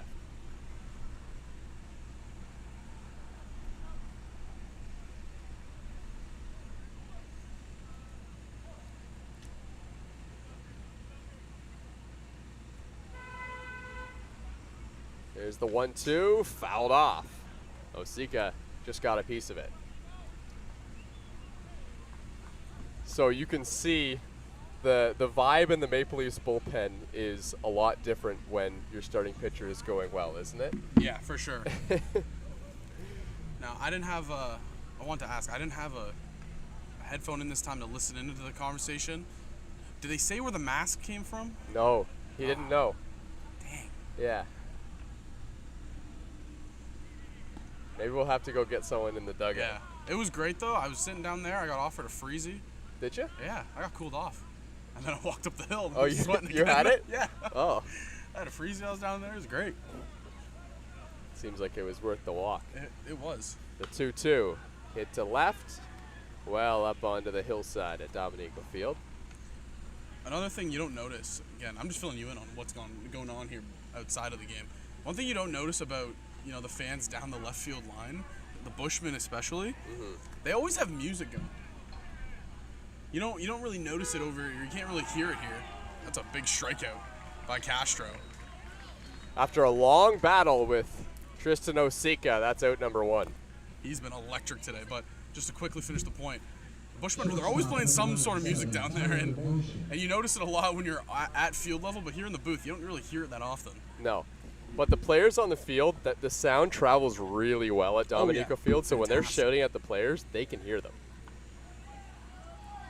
I was actually, I stopped by to chat with Greg Carrington quickly, just because he was the one guy that wasn't a Maple Leaf that, other than Garrett Takamatsu, that the Bushmen mentioned when they were on Leafs Weekly with me a couple months ago there.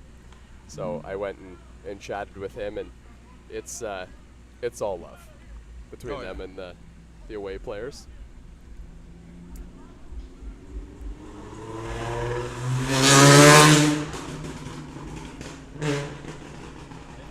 Counts now 0-2 on Ty Mosher.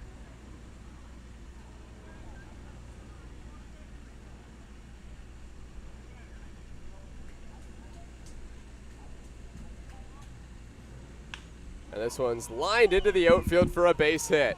Mosher sprinting to first base, but it's picked up quickly by Charlie Towers out there in right to hold Mosher to a single. That's the second time Mosher has come up to bat, and he's just ripped a single. And again, we talk about Charlie Towers and what he's been able to do for the side of the Maple Leafs out of the 9-hole. Well, Mosher right here, back-to-back at-bats with the single and to flip the order and have a runner on base for the top of the order. Yeah, and the top of the order is Champ Garner. Came into this game hitting .270 on the season. Champ Garner was 2 for 4 in the Majors' last game against Toronto. A game which was dramatic to say the least. The Maple Leafs scored 3 runs in the 8th inning to take the lead, then gave up 1 in the 8th, and it was a tie game. Nobody scored in the 9th. And then Toronto looked like they put the game away by scoring 2 in the top half of the 10th. They scored their ghost runner and another one. And with 1 out in the bottom of the 10th, Drew Lawrence came up and smoked a 2-run home run. How about that? That tied the game. The Maple Leafs would go on to score their ghost runner in the 11th and hold down the London Majors, and they got some great pitching out of the bullpen that game from Julian Valdez. Champ Garner pops this one up towards right field. Charlie Towers running into the Majors bullpen, and he runs out of room. That one's up on the hillside. Maple Leafs used a bunch of different pitchers in that game. They started with Landon Leach, who went 3 innings, walked 3, struck out 3, didn't give up a hit. And then Wilhenis Alvarado, which this looks like the new role for Alvarado, long relief, but long and important innings. As the 0-1 pitch to Garner, and he calls time. He went 4 1/3 against London. Did give up some runs, but I mean, bridged the gap to the end of the game for the Maple Leafs. Dustin Richardson came into the game, threw one pitch, and felt that hamstring injury again, which was not a good sign for the Maple Leafs. So that meant that Adam Mara had to spring into action. And what did he do? He got through the 9th inning and kept the Majors at bay. Actually, he had to get through the 8th and 9th inning.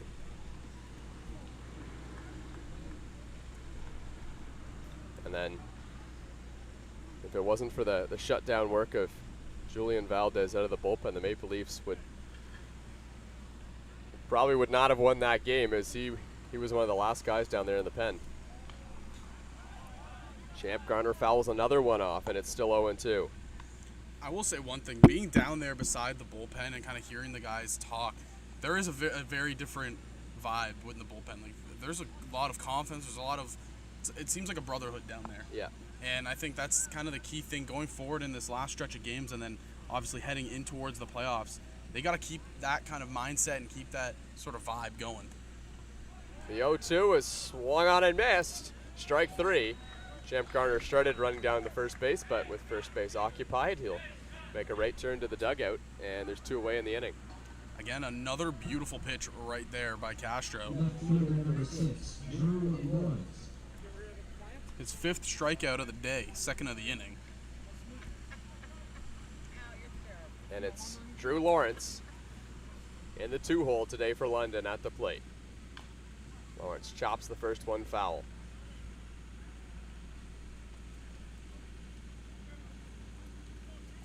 Angel Castro is at 75 pitches here in the 5th.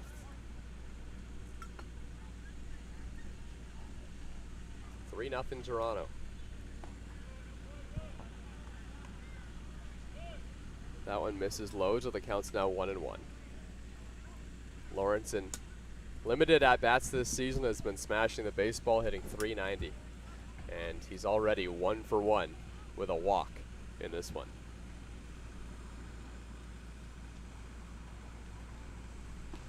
The 1-1 finds the zone, and it's 1-2. Lawrence had an expression on his face which suggests that he thought it was low. Caden Cardoso is on deck. Cardoso's 0 for 2, but another dangerous hitter in this London lineup. Runner Mosher goes. This one's hit on the ground, and that's going to work out perfectly. It rolls into the outfield. Charlie Towers picks it up, has a bit of trouble with it, but I don't think he would have had to play at third base anyway. And there's runners on the corners as Lawrence hit that one right into the vacated second base position where Dan Mara used to be standing. And that right there, you can tell that's exactly where Lawrence wanted to place the hit. He chopped his swing in half, reached on the outside part of the plate for it, and the softest single I think you're ever going to see roll through the infield. That's just a fantastic play on that hit and run. He executed it perfectly, and it's the saying, when you're hot, you're hot. And it brings up Caden Cardoso, who has plenty of power to tie this game 3-3. Angel Castro, this is a make-or-break moment for his outing here in the 5th. And it's outside ball 1. Caden Cardoso now hitting .377 for London. He has 6 home runs on the season.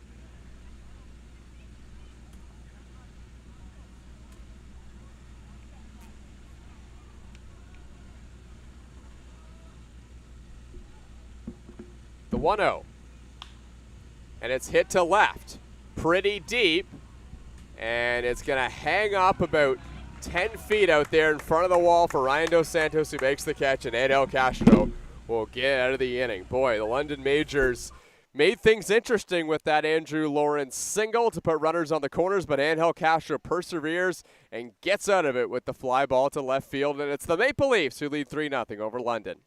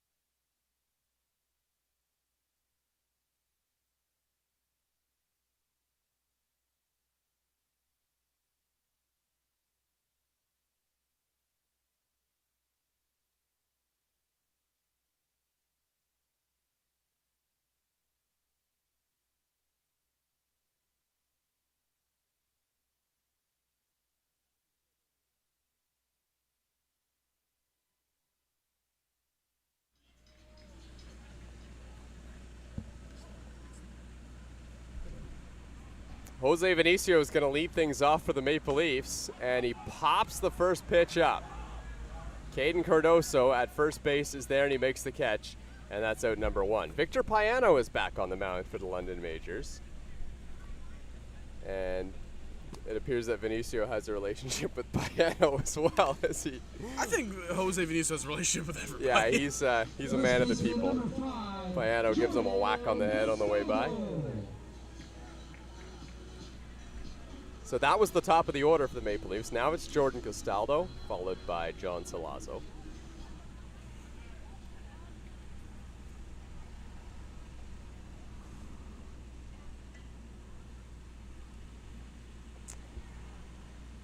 Payano's first pitch to Jordan Castaldo. You know, this matchup between Victor Payano and Jordan Castaldo has been a fascinating one here today.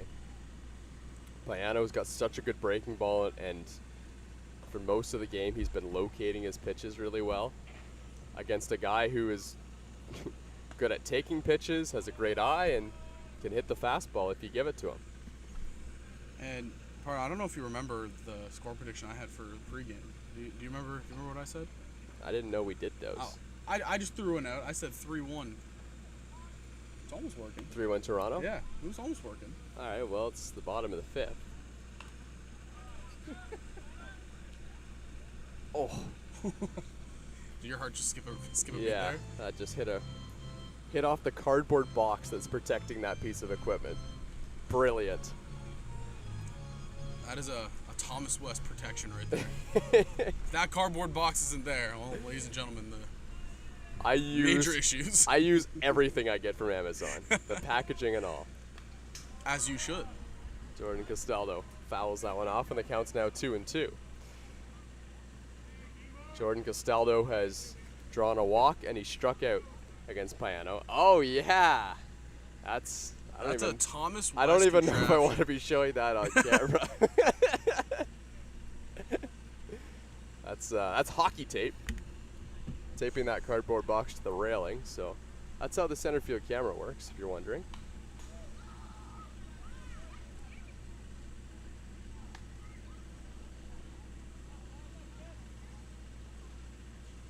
Jordan Castaldo fouls that pitch off, so he's making Payano work. Jordan Castaldo views every at-bat, he told me a couple of years ago, as a battle. If you get on base or you draw a walk, if you get on base in any fashion, you win the battle. If you don't, you lose the battle. He's trying to win this battle here against Victor Payano. The 2-2. And it's hit in the air towards center field. Champ Gardner is going to have room to make the catch. And that's 2 away. Jordan Castaldo gave that one a ride to center, but just didn't quite get enough of it. Again, I just love how quiet Castaldo's swing is. You know, like it looks like when he makes contact, it won't go that far, but the ball just flies off his bat every single time.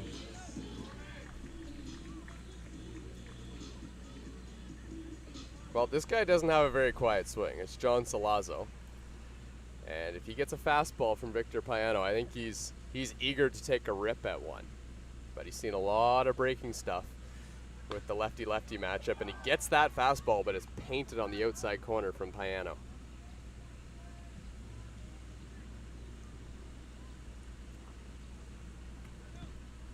John Salazzo with 20 RBIs on the season for the Maple Leafs and leads the team with 9 home runs.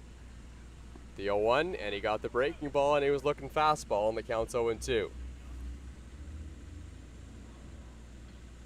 John Salazzo, though, doesn't fit that stereotypical power-hitting role where you hit for a lot of home runs, but you hit for a low average. He's hitting .328 this season, and that's how it's been most of his IBL career. The 0-2.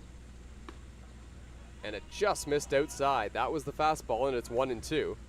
John Salazzo, a career .298 hitter in the Intercounty Baseball League, back to his days with the Mississauga Twins in 2010.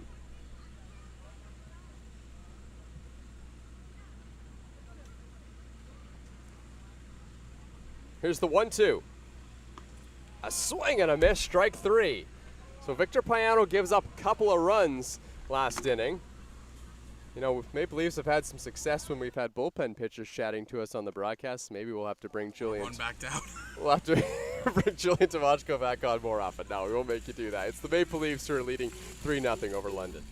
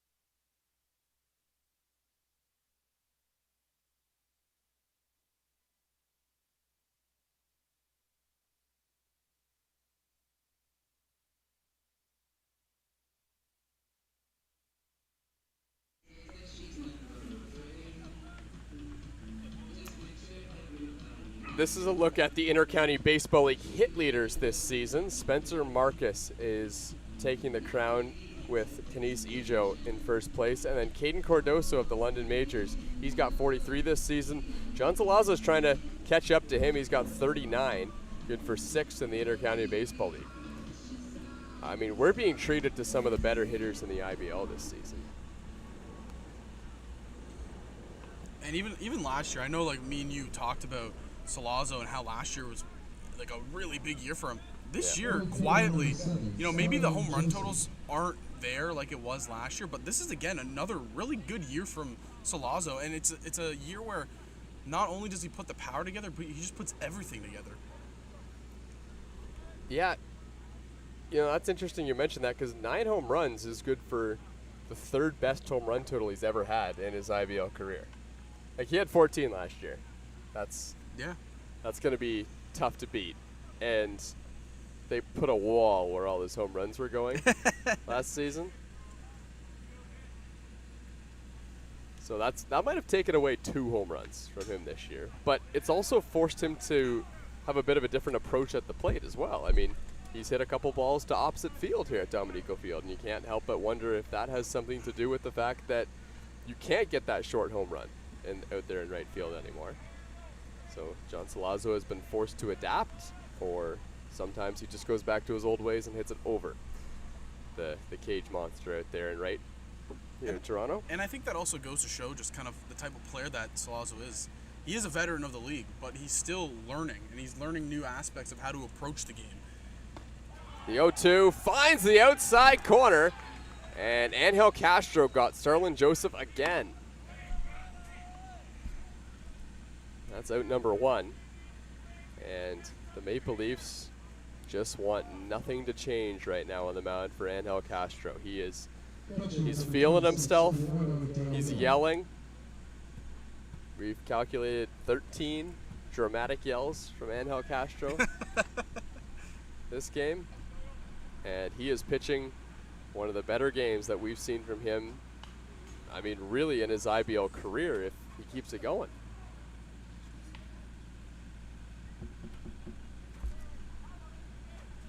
Either way, this is the best 5 innings of work we've seen from Angel Castro this season.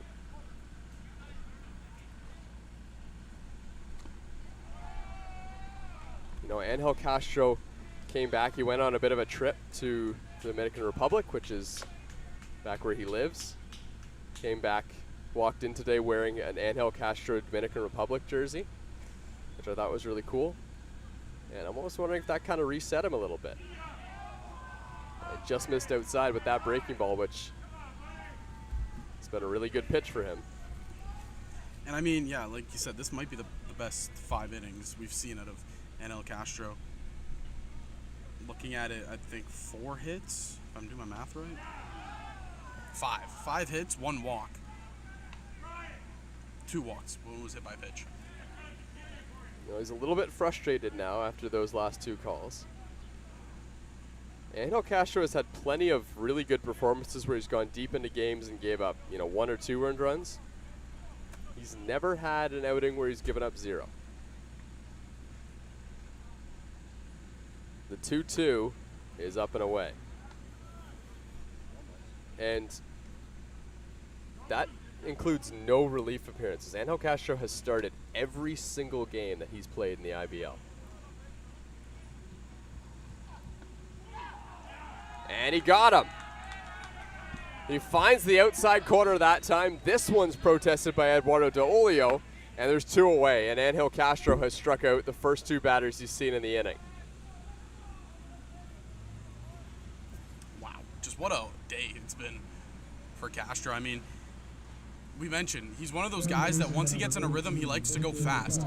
And we kept highlighting it. We even talked about it a little bit during the inning intermission. He's changed it up. He's slowed his pace down today. It seems like he's finding a rhythm, he's finding a sequence that he likes against these hitters, and he's executing it to perfection. Yeah, he sure is, and first pitch misses high to Victor Plaz. He's been pounding the strike zone as well, just 1 walk over 5 2/3.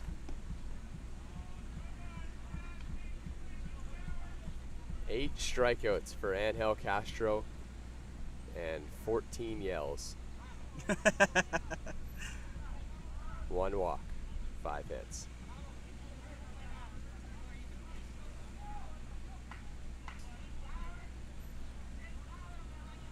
The 2-0, and it's popped up.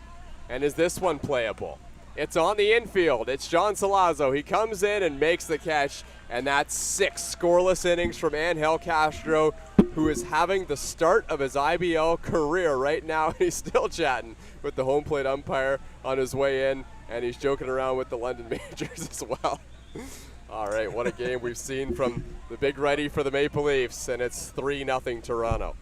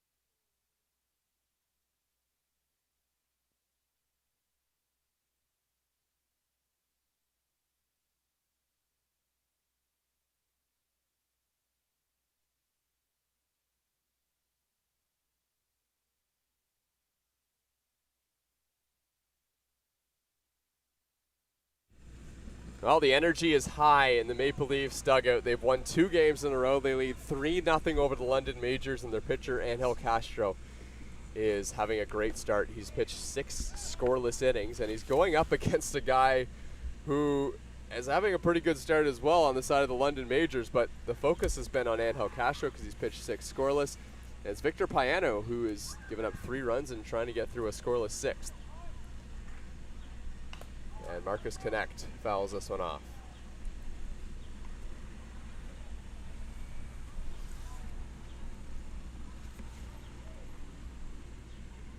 Angel Castro, just with the energy that he's bringing on the mound and the swagger that he's walking off the mound with, he feels pretty unstoppable.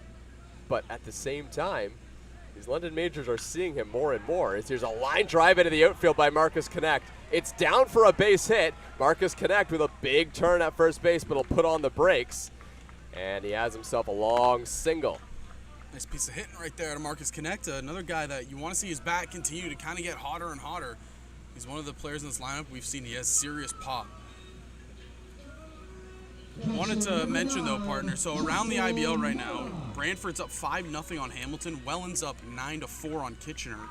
Chatham-Kent is up 9-1 on Guelph. But if things continue the way they are, if the Maple Leafs are able to capture this game against London, and if Hamilton falls again, there will be one game that separates these two teams, and both those squads play each other on Wednesday. Yep, right here at Dominico Field, we'll have that broadcast for you on YouTube. So things can get a little bit interesting in this aspect of, you know, could Toronto either have the same record after Wednesday as Hamilton? You never know. A dangerous way to think if you're a player on the field, and a fun way to think if you're up here in the broadcast booth. The 0-1. Justin Mara drills it. This one's deep to right field, and it's off the wall. Justin Mara has to stop at first base. Marcus Connect is on his way to third, and he's in there with a slide. The throw never actually did come into third base. That was just Victor Plaz trying to get Marcus Connect into a slide at third. That might be the best way we could show how much of a difference maker that metal monster out there in right field is. Yeah, that was a home run Last a year that's ago. a home run. This year it's a single, and it's not like the Maple Leafs players didn't know that. Yeah. Justin Mara knew that there were going to be a lot of his home runs turned into singles here at Dominico Field, but he's okay with it. That's hard contact. A great piece of hitting. He sat back on that breaking ball and was able to pull it beautifully. Yeah, and the at-bat before, he hit a home run out to left. So, left field. So he's swinging the bat well right now. There's a mound visit here for the London Majors. They're going to talk things through with Victor Payano. There is some action in the London Majors bullpen, and it's a guy that we saw 2 days ago in Daniel Gore.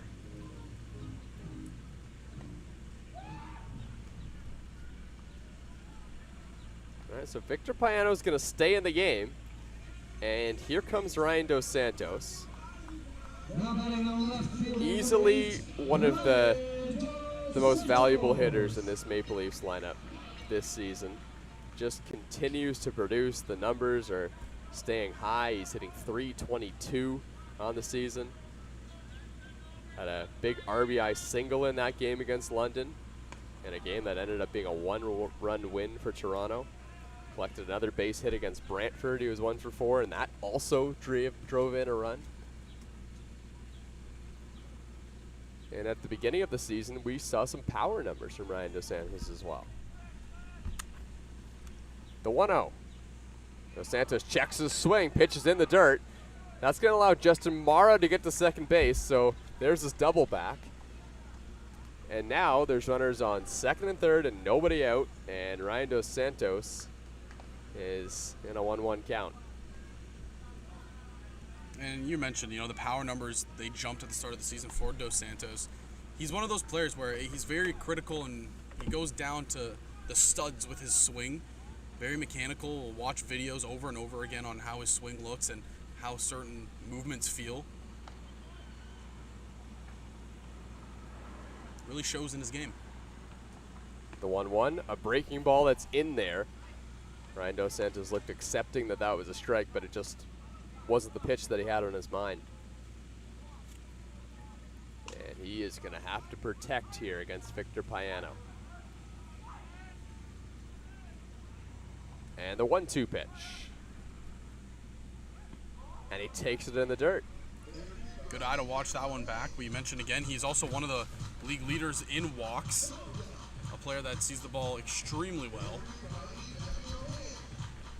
To be exact, 12 on the year. Oh, excuse me, 21 on the year. 12 is the stolen base total. He's worked himself into an even count at 2-2. Dos Santos has 2 in scoring position.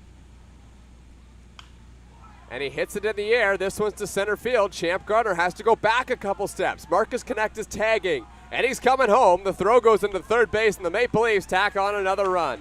Another RBI for the third consecutive game by Ryan Dos Santos, and the Leafs lead 4-0.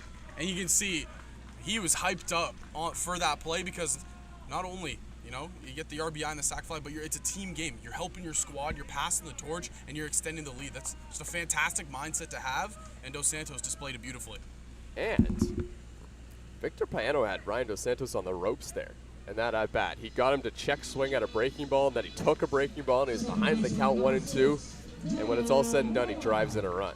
You'll take that. Yeah, and that's what good hitters will do. They'll fight at the plate. They'll learn during the at-bat. Mid-at-bat, they're making adjustments, and Dos Santos does just that. He gets a pitch he likes, and he's able just to pop it to deep center field and score a run. Dan Mara lines it on a hop to short, and it eats up Mosher. Dan Mara is going to reach first base, and so now there's runners on the corners with one out. Dan Mara is still kind of hobbling after that slide that he had earlier in the game at third base.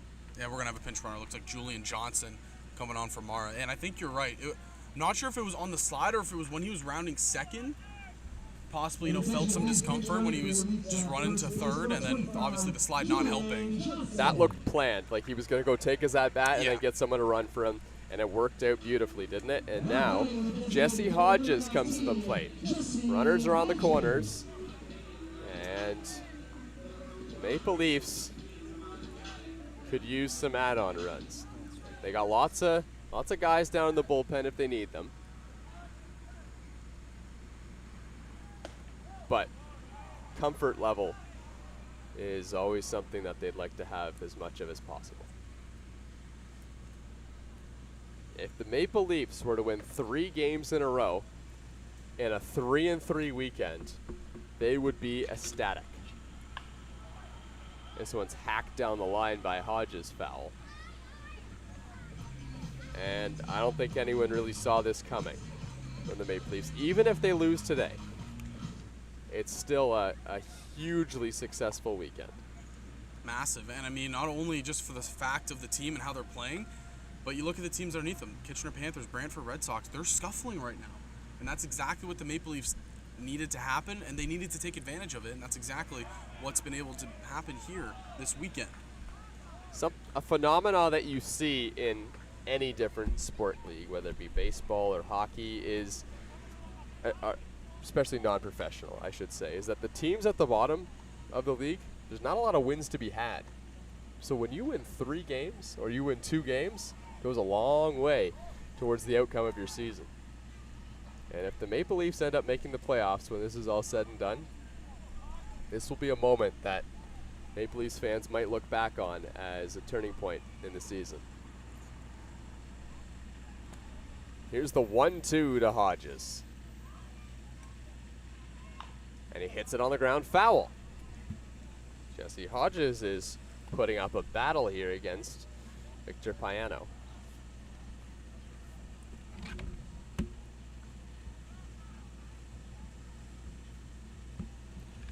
This will be pitch number 96 coming here from Payano. He's through 5 1/3 innings so far. It's a 1-2 to Hodges. And Hodges takes high. Patience at the plate here by Hodges. He's fouled off a couple tough ones, and he's been able to stay alive here. At the beginning of the game, the Maple Leafs looked like they were not seeing Victor Payano very well, and they were kind of accepting of their at-bats in the first 2 innings, that it was just going to be tough and they just try and run into one. There's the 2-2, and that one misses outside and the count runs full. But they've locked themselves down and they've battled over the last couple innings.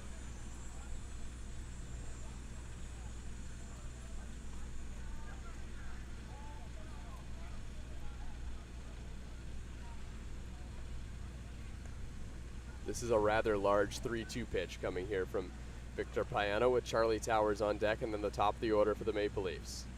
Here it comes. And it's fouled off by Hodges. So Hodges fouls off a bunch of pitches, takes 2 balls, works it to full, and now he's in the fight again. And Jesse Hodges, who hasn't played a lot this season, just 31 at-bats, this is something that you like to see from him. He's a guy that they want when the playoffs come around. They want him to be in their lineup.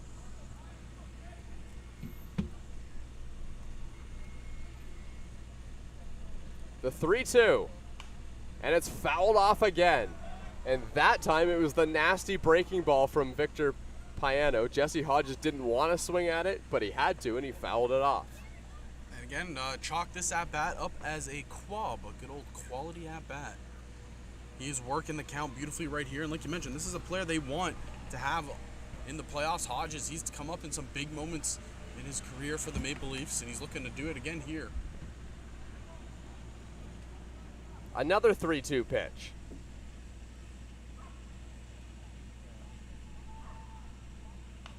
And it's fouled off again. So now Victor Payano is going to be up over 100 pitches.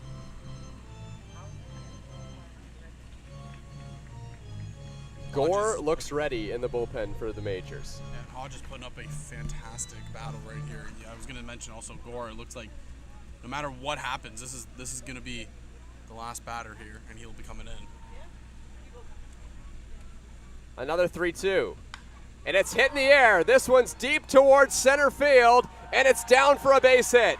This is going to cash in a couple of runs. Jesse Hodges is at second base, and he just earned himself a massive RBI double.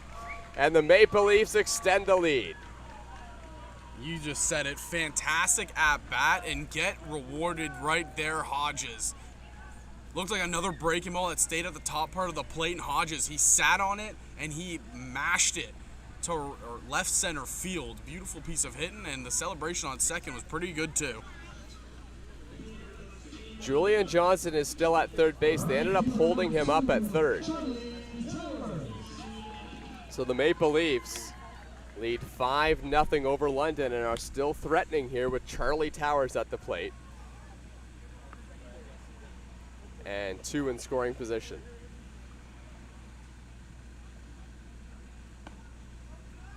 Towers takes a strike, and Victor Payano is still in the game. Jose Vinicio is a switch hitter. He is on deck. So maybe this is the last batter for Victor Payano. The 0-1. It's in there for a strike. The count's 0-2. Victor Payano up at pitch number 103 now. Does he have enough in the tank to get Charlie Towers here? The 0-2. And Towers takes it outside. And the Maple Leafs starting to see that breaking ball a bit better. It seems like the primary pitch that he's going to, especially later in this game. We saw it a lot in the first half, and then the fastball would take over, but now it just seems like he wants to get out of any danger with that curveball. We kind of laid out what was going to need to happen for the Maple Leafs early in the game. We said the Maple Leafs are either going to need to not swing at it or hit it. Yeah. And they've chose the former. Now the 1-2. It's a fastball, and it's up and in, and it nearly hit Charlie Towers. Boy, that one buzzed him right under the chin, and this looks like a tired Victor Payano. Yeah, and they're gonna talk about if maybe this clipped Towers' elbow guard. I mean, Charlie Towers didn't seem to think so. He turned around fairly quickly, so I'm not sure if it might have just clipped it as he was getting out of the way. I think he was more worried about it, not getting hit with some sweet chin music.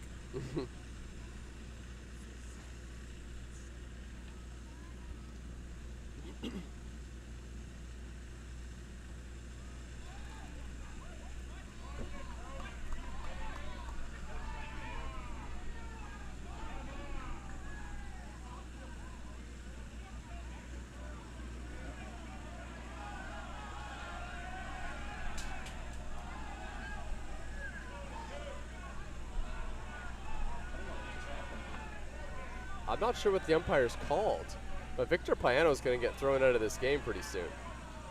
Did they appeal that Towers went around?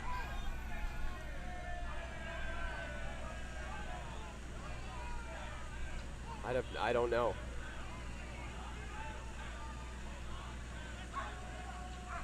If Victor Payano isn't tossed in this game, he's going to be taken out.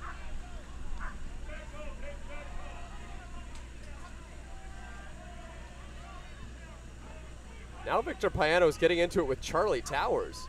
What did he do? Even Towers is saying, I didn't do anything. Now the dugouts are starting to come out. Dustin Richardson is leading the way, and Victor Payano is starting to throw stuff. He's taking his uniform off. The London Majors are starting to try and aggravate the Maple Leafs crowd. Yeah, I'm not really sure what just went down. I don't know what they called. I mean, we'll find out if they send Towers down to first. Then they said that it did hit his arm guard. But Towers didn't go down to first. He's still in the box. He definitely didn't swing at the pitch. Was it a foul ball, maybe? The umps pointed and signaled towards Victor, saying it looked like he said strike, but I don't know what for. That's what I'm trying to figure out. But the count was 2-2, so did Deolio catch the ball after it hit the bat?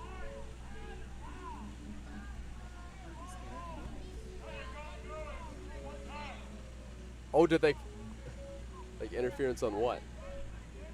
Yeah. No one's gone anywhere. Charlie Towers is still standing. I mean, if Charlie Towers was out, obviously London wouldn't have been aggravated about the call. Well, Daniel Gore's coming to this game, so we'll try and figure out what the heck's going on here, and when we do, we'll get back to you. You're watching Maple Leafs Baseball on YouTube, brought to you by MNP.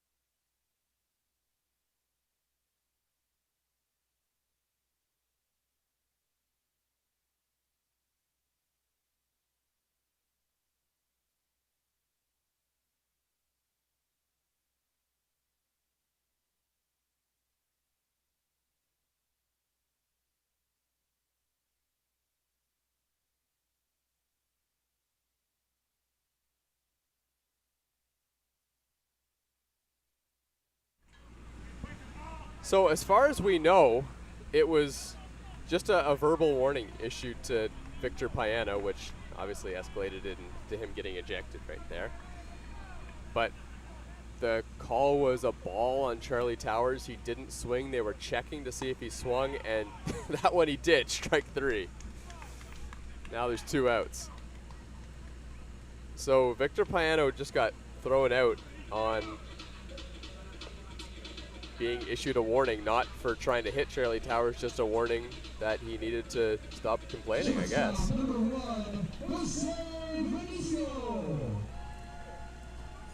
I guess, you know, he thought maybe the umpire was saying he tried to do it intentionally. Could be my only guess for it. This one's hit on the ground to third. Victor Plaz has it, and he throws to first in time to get the out. Wow, great job by Daniel Gore to come in and limit the damage for the London Majors, but the Maple Leafs, they score a couple runs in the inning and lead 5-0 over London.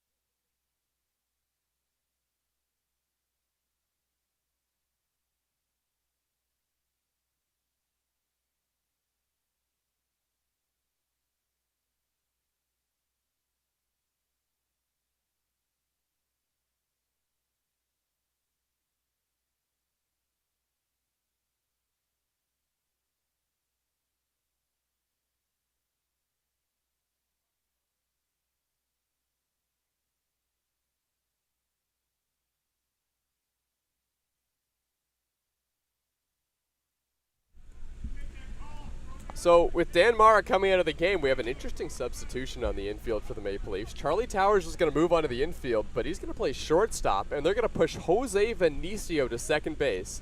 And I am not sure when the last time Jose Vinicio played second base. He has been the shortstop almost every single day.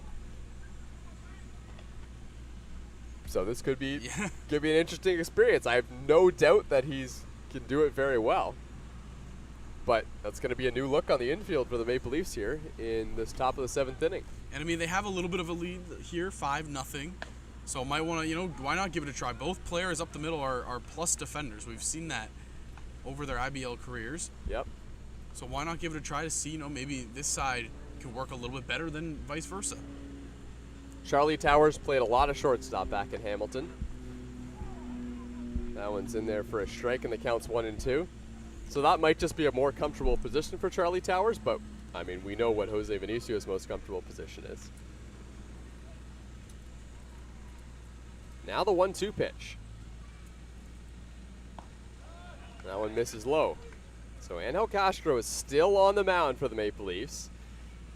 He's at 96 pitches now. Julian Valdez is getting loose in the bullpen. Brad Verhoeven is the batter. And the 2-2. Verhoeven pops it up towards third base. John Salazzo sprinting into foul territory. He reaches in, but it bounces on the path. I thought that fence was going to go down. I won't lie. Solazzo, no pun intended. He was moving down like a freight train. Yeah, he could run right through it. Yeah, it wobbled a little bit, and he went up. I thought it was fully going down.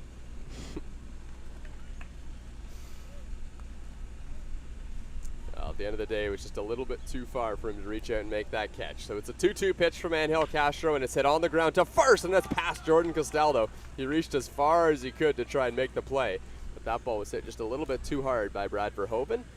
And now the London Majors have a runner on base to start off the 7th inning, and that's exactly what they need if they want to come back in this ball game. They trail 5-0 to Toronto. And again, you're going to give a little bit of a leeway here for Castro, who's, again, he's been sensational over 6 so far.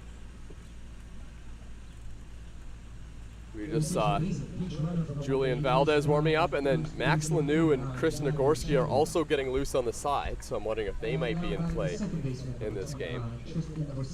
And there was a pinch runner that just got put on here at first base.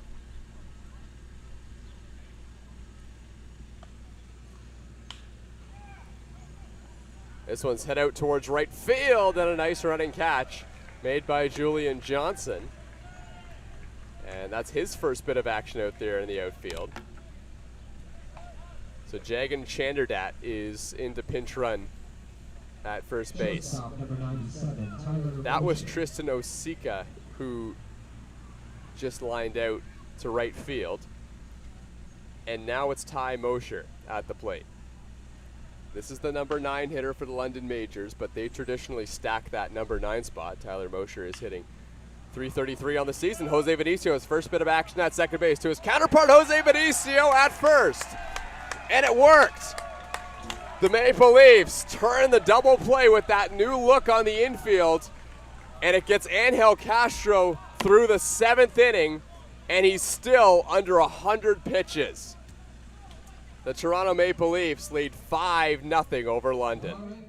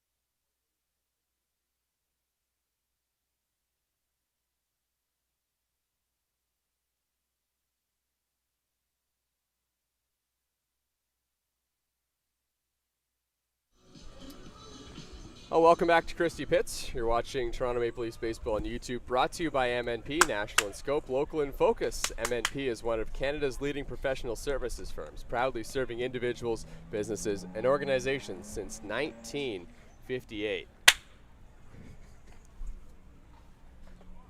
Shout out MNP. Sure. Jordan Castaldo swings through that one, and the count's 1-1.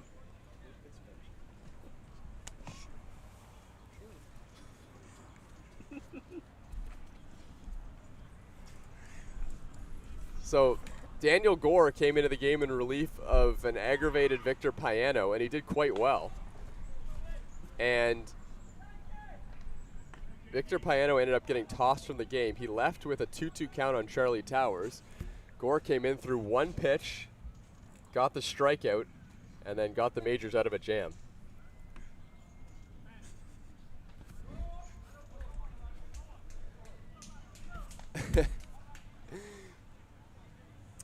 Wow, the counter's getting up there. Yeah, How hasn't he lost his voice yet? That's what I'm kind of impressed about. 24, that's a steep number.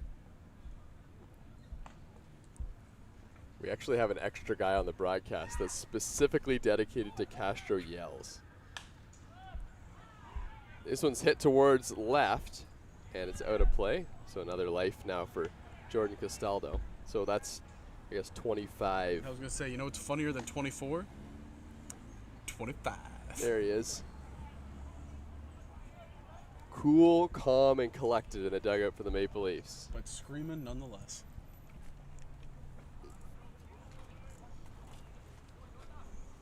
The full count pitch on Jordan Castaldo. And he hits it in the air. High and deep to right field, and that one's way out of here. Jordan Castaldo got all of that one, and the Maple Leafs lead 6-0. A moonshot off the bat of Jordan Castaldo. Starling Joseph didn't even move.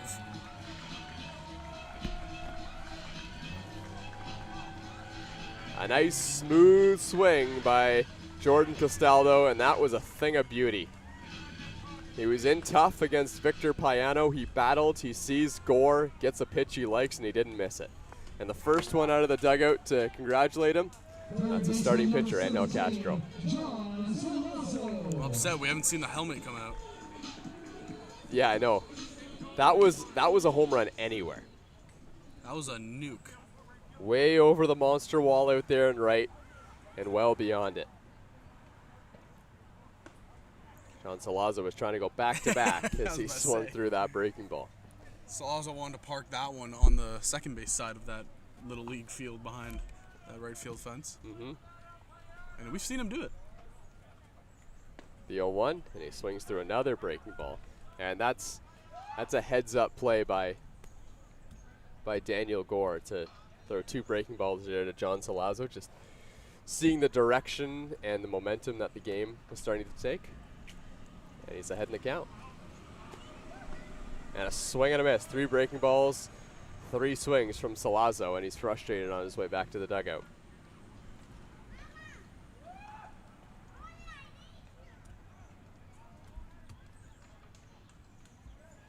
All these screams from the dugout from Angel Castro are interesting, because if you just talk to him when he's not pitching, he's, doesn't say a lot, has like a very deep, collected voice. Not like that, though. Not like, yeah, no.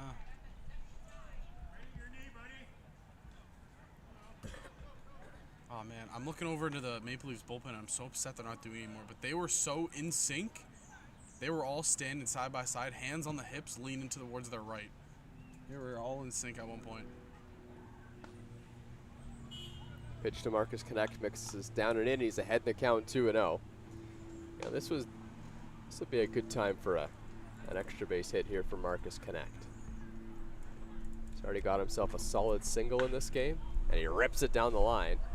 And now the Maple Leafs are not in sync in that dugout anymore. That scattered them.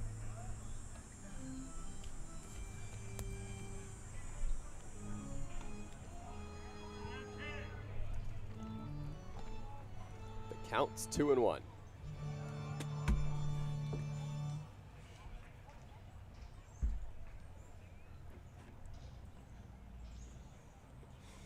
The 2-1 hit on the ground, foul.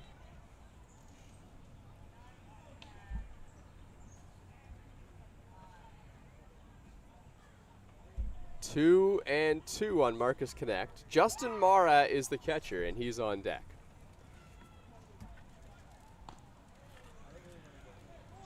Daniel Gore just slowing things down on the mound here after coming in relief.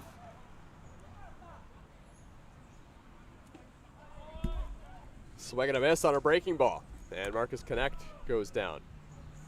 Nice pitch right there by Gore. It looks like he just kind of, Had a beautiful slider that just tunneled perfectly, looking like a fastball. Last second just snaps out. That's just, again, a great pitcher.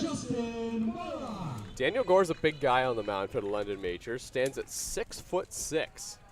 Got that big whippy action with the arm.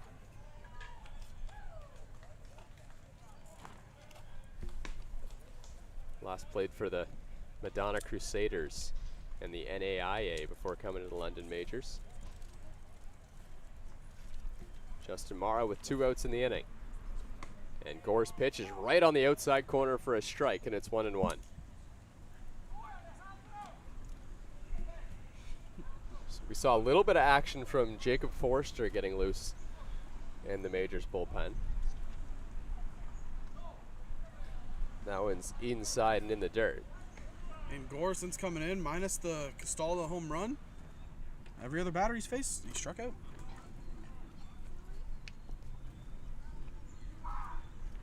The 2-1. That one misses low. Jacob Foster is a left-handed pitcher, so if the Maple Leafs get to a part of their order and the Majors are in a point where they might want to play things a bit more conservatively, maybe he's ready, but this also might just be Gore's game to finish. This one's hit on the ground and it eats up Caden Cordoso at first base. Justin Mara is going to reach base with what might be a single.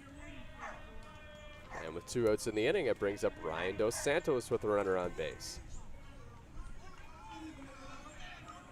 And Dos Santos so far today, you know, it might not be the big hit performances or the big days, but, you know, he's been productive.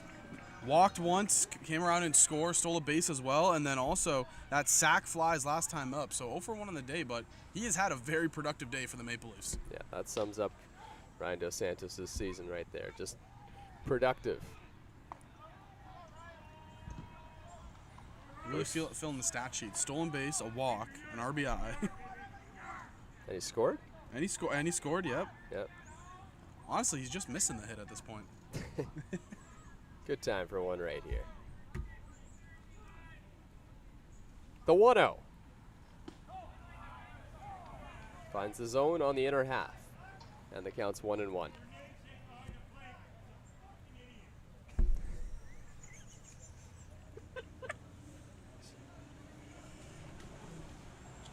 Gore whips one over to first base, but Justin Mara only a couple steps off of the bag. Beautiful day here for baseball at Dominico Field. In the sun, it is very hot, but in the shade, it is a fantastic day to watch some baseball. The 1-1. And it's way outside.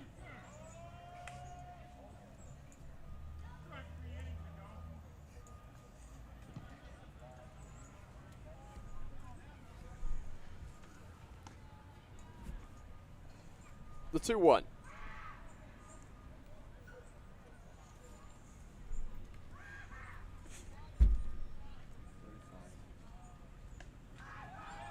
Way outside, it goes to the backstop. That allows Justin Mara to jog an extra 90 feet, and he's on second.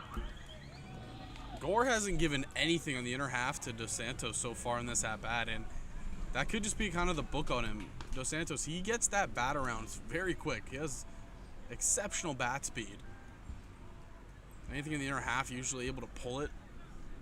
And it just kind of seems like the game plan here at this at-bat has just been, you know, stick away from him. Here's the 3-1 pitch to Ryan Dos Santos. He's got a runner in scoring position. He takes low, ball 4. So Julian Johnson is going to get his first at-bat of the game. So taking a look around the IBL, the game that is significant right now for Toronto is the Kitchener Panthers game. They're losing to the Welland Jackfish in the 7th inning. So if that score holds, the Maple Leafs will have sole possession of 7th place in the Intercounty Baseball League, which right now would line them up to play the Barrie Baycats in the first round of the playoffs, and that would leave Welland to play Kitchener in the first round. Unfortunately, though, for the Leafs, Brantford is winning, and pretty handily over Hamilton.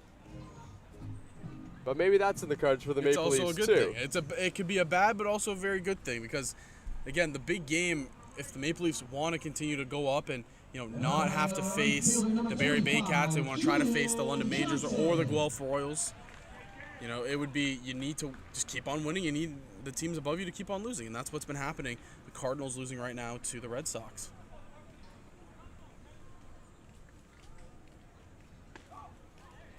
First pitch finds the zone on the outer half to Julian Johnson.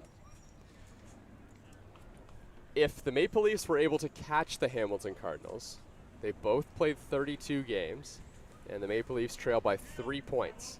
10 games remaining in the IBL season for both teams, and they play each other once. They'd be lined up to play the London Majors in the first round.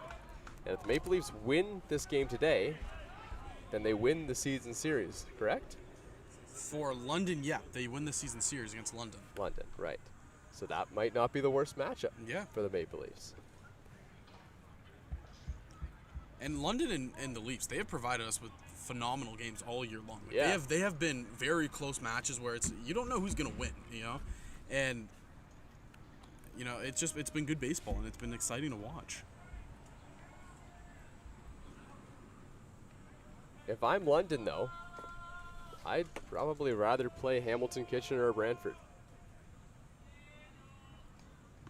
That one's in the dirt. Right now, the London Majors are lined up to play the Hamilton Cardinals, or maybe the Chatham-Kent Barnstormers. Yeah, it's really interesting. The bottom 5 to 9 in the league now, it's a lot closer than you'd think it is. I believe Chatham just got the win today, so they are now 15 and 18.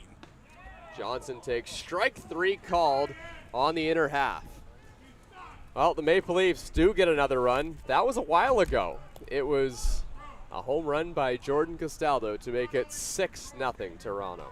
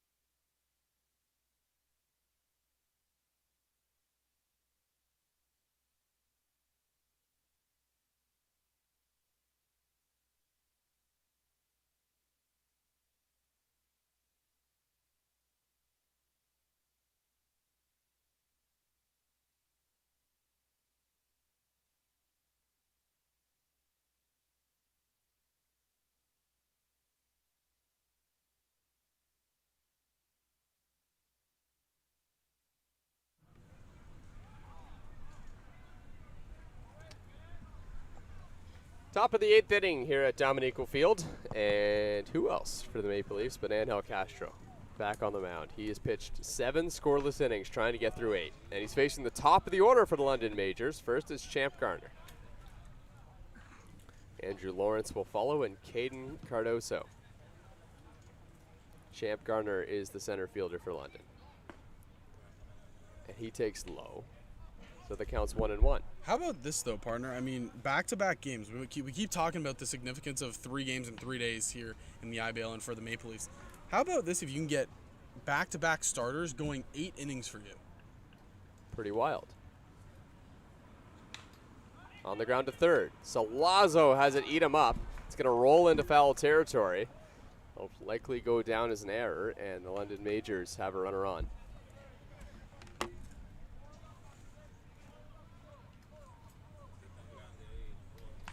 So now Andrew Lawrence will come to the plate. Left fielder number 6, Drew Lawrence. Lawrence continuing to mash the baseball with his 2 hits today in 2 at-bats. He's now hitting .419 on the season for London.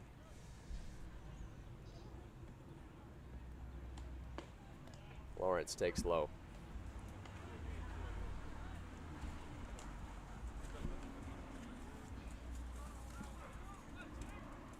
And, you know, with all the other big bats in this lineup, this game could have been well out of hand if Castro wasn't able to shut down guys like Caden Cardoso or Starling Joseph.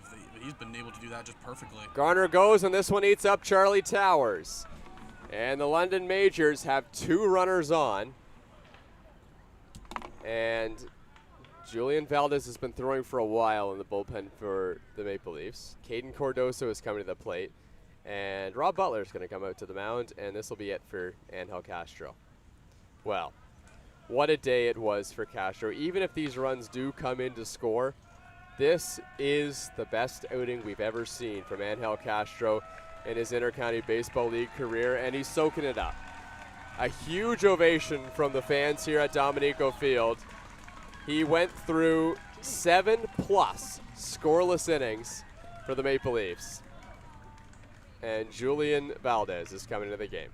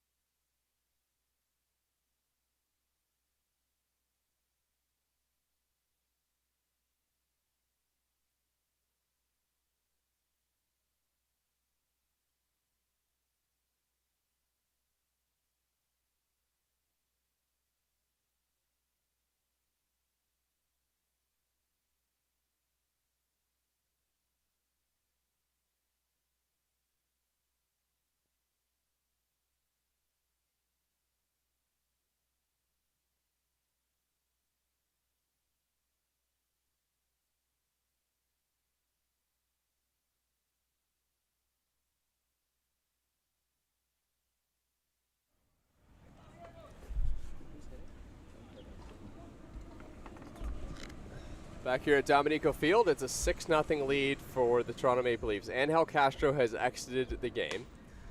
A couple errors on the infield by the Maple Leafs. And that shouldn't take away from what Angel Castro did on the mound for Toronto today. 7 scoreless innings, plus a couple batters. Best outing in his IBL career so far. Caden Cardoso, the number 3 hitter, is at the plate, and he swings and misses. Julian Valdez is the new pitcher into the game for the Maple Leafs.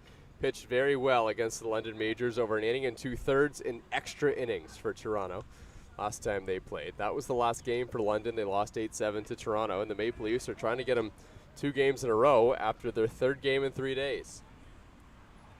Valdez brings a little bit more velocity than what we saw from Angel Castro.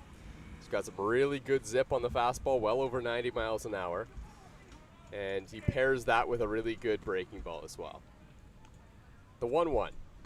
Swing and a miss. And the count's 1-2.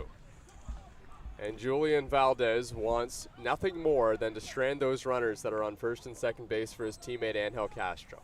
Valdez is working quick. That's likely what's going through his mind right now.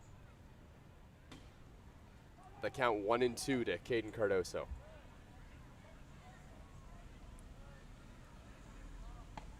And he misses outside. We have not seen another pitch outside than a fastball from Valdez since coming in here. And it looks like his fastball is kind of popping out of the hand a little bit quicker than normal. Angel Castro is just outside the dugout, the #1 cheerleader for Julian Valdez right now on the mound. And he misses outside, and the count runs full. And Valdez looks like he's reaching back for a little extra here against Cardoso on that fastball. Yeah, it's back-to-back arm side fastballs that just continue to run. You gotta just kind of, when you're coming through your motion, just hold on to it just for a split second longer, finish the pitch down. He's just finishing up a little bit and exposing his arm to drag behind. Well, we'll see if he goes back to that fastball. 2 on for London. And he missed low. Ball 4. And the bases are loaded with nobody out here for London. And now the attention starts to shift towards, can London mount a comeback here in this top of the 8th inning? They've got the right guy at the plate. It's Starlin Joseph. The right guy at the plate and also the right guy on deck. Joseph, as well as Eduardo Deolio, 2 out of the 3 best RBI hitters for the side of the London Majors. So that pitch by Valdez, the previous batter, that didn't look like he missed that much. It looked like a great fastball he placed on the outside half. Now it'll be interesting to see if he can correct those arm side fastballs against a right-handed hitter. First pitch. Swing and a miss. He's definitely reaching back for a little bit extra right now. Yeah, you know, I was actually just going to say, I don't think Starling Joseph would mind a bit of velocity from Valdez with his minor league baseball experience playing in the Rangers organization. But that one, he just blew right by him. Looked like a high inside fastball that Valdez, again, he reached back, got a little bit extra on it. Now the 0-1 pitch. A swing and a miss, and Valdez has blown 2 fastballs right by the quick bat of Starlin Joseph. So he's started this appearance off with nothing but fastballs. Do you think he goes with one of his off speeds here, tries to get Joseph out ahead and something on the outer half? I do. I do think that he does that.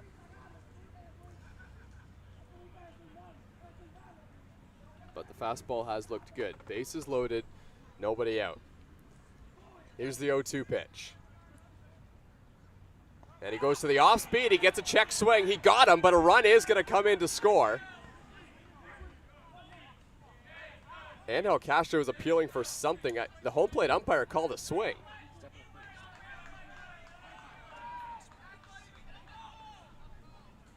So, yeah, Joseph is out. Oh, as it stands right now, it's 6-1 Maple Leafs. What do we think they're challenging here?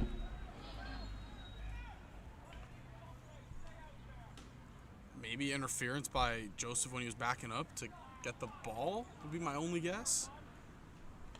Well, because when Morrow went to go get the ball, Joseph was backing up out of the box. That could be the reason why. Again, we don't know. Brian Sewell has prompted a conversation here between the umpires. If this gets called anything not in the London Majors' favor, they're going to explode on the London Majors bench.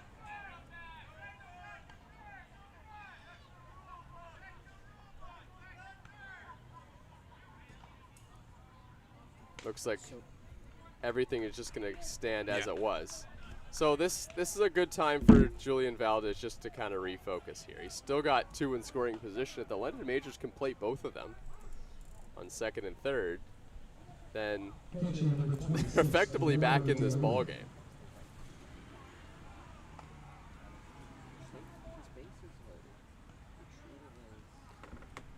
A lot of weird things have happened in this ball game here today. You always see something new. when you come into the ballpark. Adam Mara is starting to get loose for the Maple Leafs. 2 in scoring position, and a high fastball from Julian Valdez is up and away. And Valdez is throwing heat on the mound here for the Maple Leafs. These are some of the hardest pitches we've seen from anyone this season for Toronto.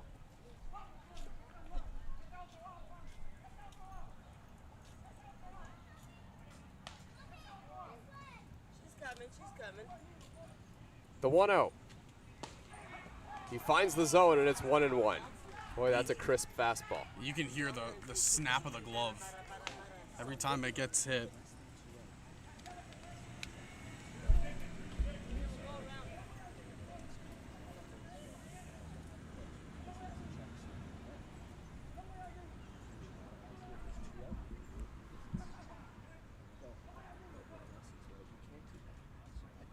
Here's the 1-1. And it's fouled off, and Eduardo D'Olio is the first to get a piece of that Valdez fastball.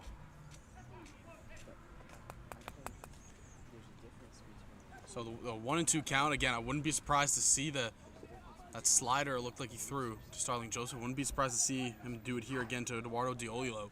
Yeah, although D'Olio has got to a fastball and looked bad. Starling Joseph, it was almost just a mental thing where you'd have to think that Joseph was looking for the fastball, so you go for the breaking ball. And he buried it too, right where he wanted it. It just got away from the catcher, Mara. Here's the 1-2. It's hit on the ground. This one's to second base. Vinicio has it, and he throws to first. That will plate another run for London. It's 6-2, but Toronto trades a run for an out. And they have 2 away here in the 8th. And that's not the worst thing. The unfortunate part about both the runs scoring, those are charged to Angel Castro. Yeah, I don't know if they're earned, though. It depends. I believe one is earned. Yeah, they call one a base hit? I believe so. The slow roller to Charlie Towers, I believe they called a base hit. I could be wrong, though.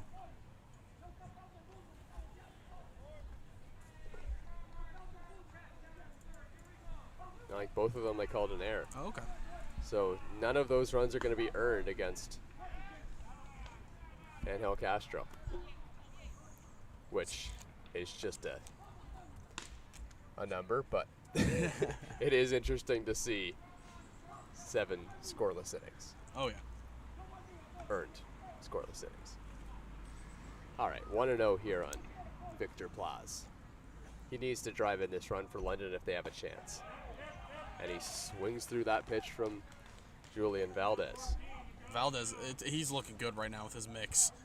That breaking ball is coming out of the hand beautifully, and the fastball, again, he's just going in there and zipping it.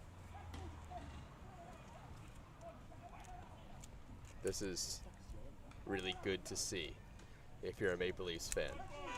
If Valdez can get hot at the right time, which the Maple Leafs know he can. The 1-1. And it's inside. I thought for a second that it was a backdoor slider, but no, it was a fastball the whole way through. And he just missed it. Max Lanoux is getting warm in the Maple Leafs bullpen.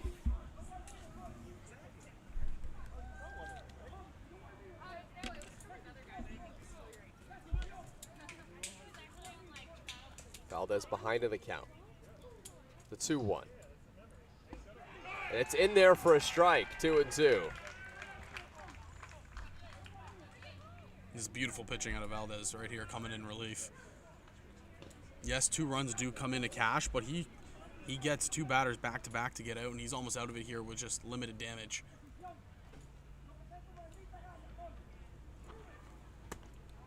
They might try and bounce a breaking ball here on Victor Plaz. And they do, and it's in the dirt. Looked like a foul ball hit off the bat during the check swing. Oh, did it? Yeah.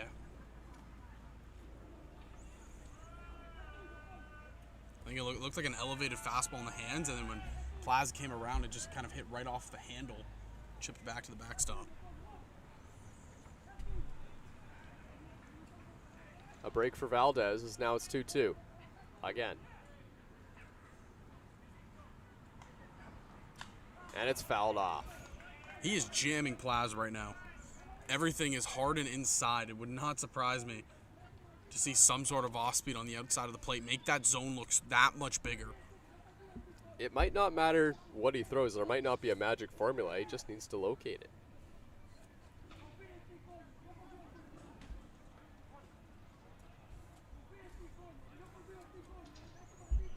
A 2-2 pitch.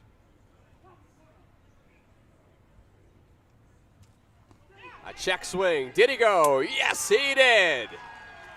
Julian Valdez gets the strikeout of Victor Plaz. The Maple Leafs give up a couple runs in the inning, but boy, did that ever feel big to not give up anymore. It's the Maple Leafs who lead 6-2 on London.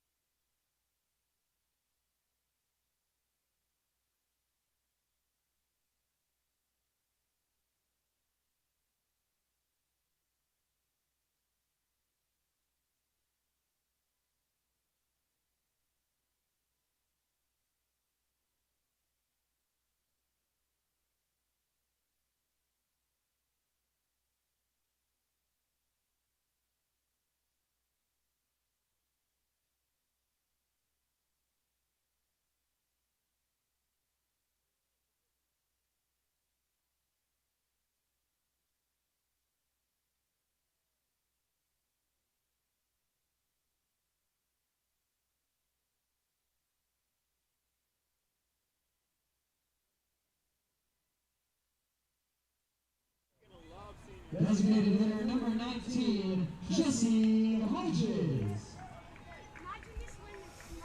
Jesse Hodges comes to the plate for the Maple Leafs. And what a big double he had in his last at-bat. Drove in a run for the Maple Leafs and found a gap. After he, I think, had, what, like a 10 or 11 pitch at-bat?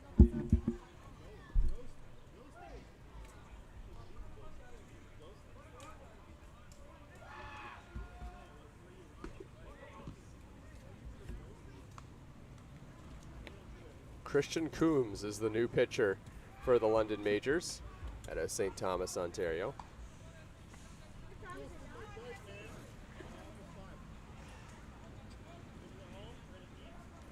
Jesse Hodges at the plate, and he takes inside. Coombs comes into this outing with an ERA of 8.18. He hasn't pitched since July 21st as part of a barn burner game against the Kitchener Panthers where London won 16-3. Coombs has pitched 11 innings. He struck out 10 and walked 10.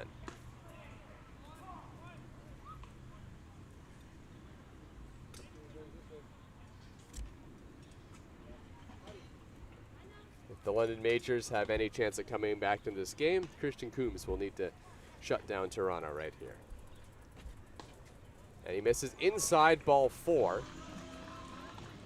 Coombs has walked quite a few batters this season for London, and he issues another one there to Jesse Hodges. Charlie Towers at the plate, then Jose Vinicio. Shortstop number 2, Charlie Towers.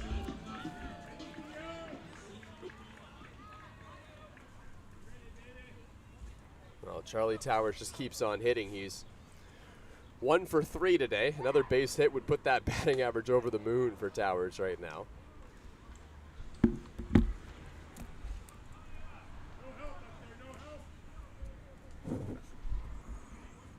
Man, it's just good production, really, out of the 9-hole spot for Towers. Perfect place. Perfect guy to have in that 9 spot. Keeps hitting that way. We saw it last year, you know, with Dos Santos when he was down there and he was being productive. You know, he has the speed, get on base, and just steal bags and help the squad and help the hitters at the top part of the lineup. And that's exactly what Towers is doing this year. This time he takes inside. And Christian Coombs is having some trouble finding the strike zone here against the Leafs in the bottom of the 8th.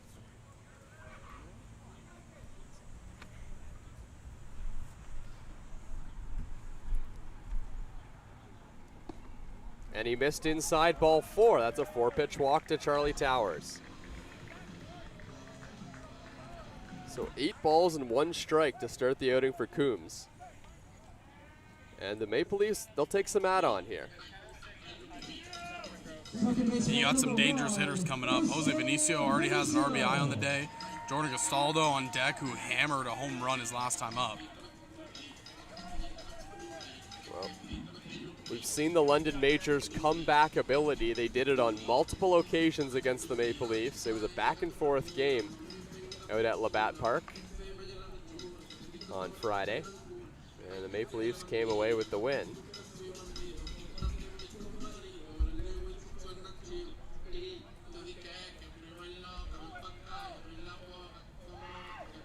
Wonder if Jose Vinicio might lay down a bunt here for the Maple Leafs. Already seen it once in the game, why not twice? Yeah, he bunted for a base hit as well. That might have been part of the conversation on the mound with Christian Coombs.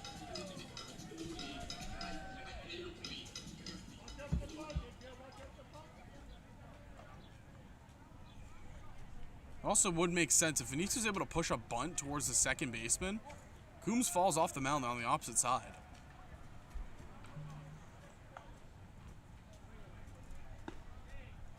We saw him do it almost exactly that in his second plate appearance back in the 3rd. He pushed a bunt towards the first base side, and with just the jump the runners got and how fast Vinny is running up the first baseline, nobody was able to do anything. The 0-1, a breaking ball, and it finds the zone, and it's 1-1. I see a question in the chat. What does the Castro yell counter mean? And how Castro loves to yell from the dugout. Just goofing around. That's how many times he's yelled this game. What was he at, like 50? The best part is he's at these high numbers, and yet he'll still do it again on Wednesday. Yeah. It means nothing to answer that question. It's a little fun we have up here. Sure. Here's the 1-2 to Jose Vinicio. Jordan Castaldo waits on deck. And it's hit on the ground. This one's to first. Caden Cardoso is going to go to second for 1. That's all the Majors are going to get. So the runners are at the corners now. Jose Vinicio at first. Jesse Hodges at third. And Jordan Castaldo coming to the plate.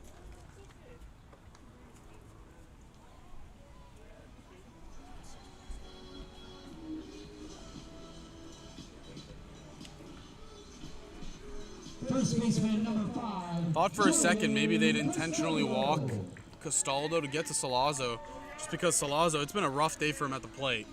0 for 4 on the day, 4 strikeouts. You know, he showed the frustrations his last time up. And on the other hand, well, for Jordan Castaldo, he is 1 for 3 with a walk and a big fly.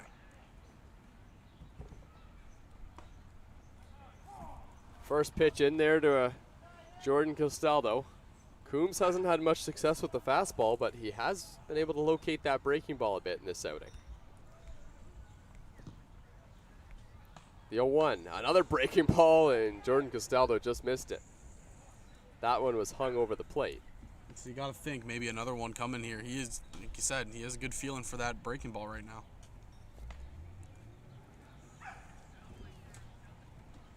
Well, now it's Julian Tomachko warming up in the bullpen for the Maple Leafs.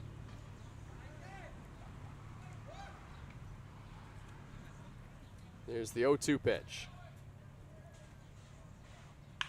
and it's torqued into right field, and it's down and one hops the wall.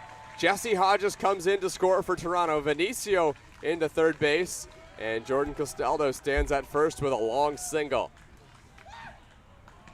His second RBI of the game, and that's again, why I thought they might elect to not pitch to him, but no, they go right after him, and another run is scored here for the Leafs. Third baseman number 17, John Solazzo. So it's 7-2 Toronto now. They do get an add-on run. John Solazzo at the plate. And Solazzo hits it to left, and it's just foul into the Maple Leafs bullpen. Luckily, lots of protection there for Julian Tomachko, who's warming up. Yeah, the wall was formed.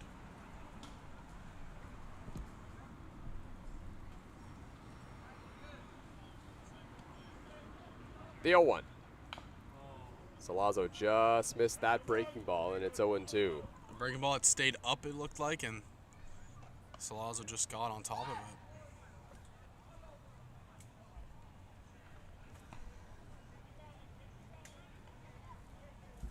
John Solazzo has struck out 4 times in this game so far, so he will be itching to try and get a base hit here in the bottom of the 8th.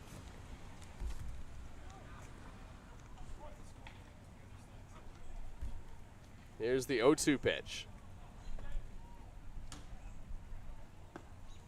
And it just misses low.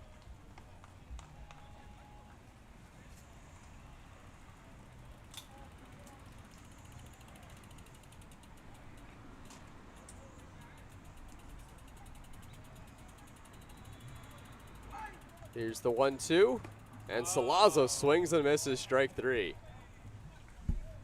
And there's 2 away.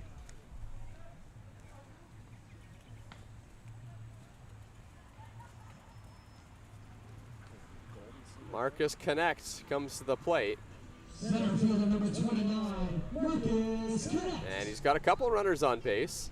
And Marcus Connect has a hit in the ball game. It was a long single that he hit to the right center field gap. He would later come in to score.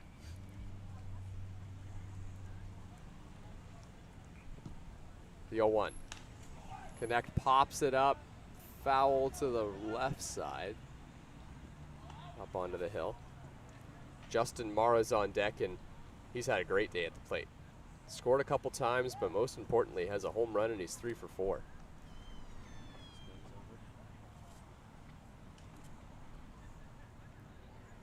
Yeah, Justin Mara has been phenomenal. 1-1 pitch to Marcus Connect, and he swings and misses. Christian Coombs has looked better and better as this inning has gone along.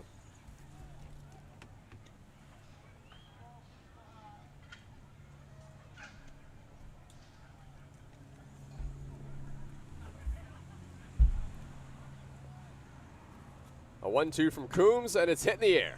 This one's towards left field. Lots of room for Drew Lawrence. Keeps his hat on his head and the ball in his glove.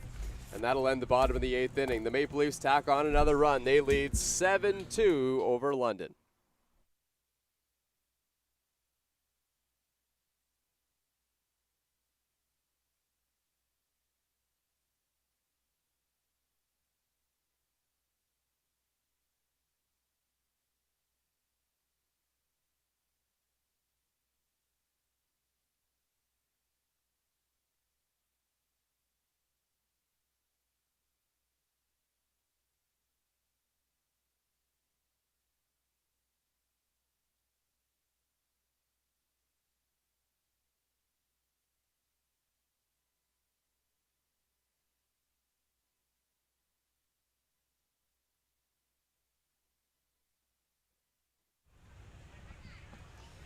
Well, this is the most recent signing for the London Majors. This is Tyler Gillies, and he's a perfect fit for London because he was born in London, Ontario, but he's a guy who's had to overcome quite a bit in his baseball career. Overcame a lymphoma diagnosis, which is a really tough one as an athlete, especially to try and overcome. Not just because of the cancerous nature of it, but because it deals with a lot of swelling, so it makes it even harder and harder to try and recover from, but he did. And he's going to be a guy that the London Majors are going to expect to be an impact guy into this lineup. He hasn't pitched a ton over the last, really 5 years just from recovery, but when he has played, he has been a very good baseball player. In 2018, he played for the Brantford Red Sox, pitched 20 innings there, had a very good ERA, and then he played a little bit in the minor leagues as well, but these were the only 2 seasons that he played that we see record of, in 2019 and 2021 with Wisconsin playing A-ball there. So great pickup for the London Majors, and a guy who's had a heck of a baseball career as well.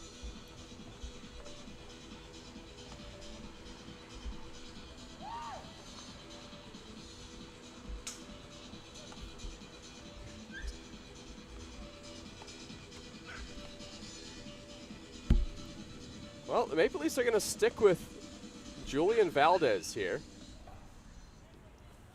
They've had multiple arms warming up in the bullpen.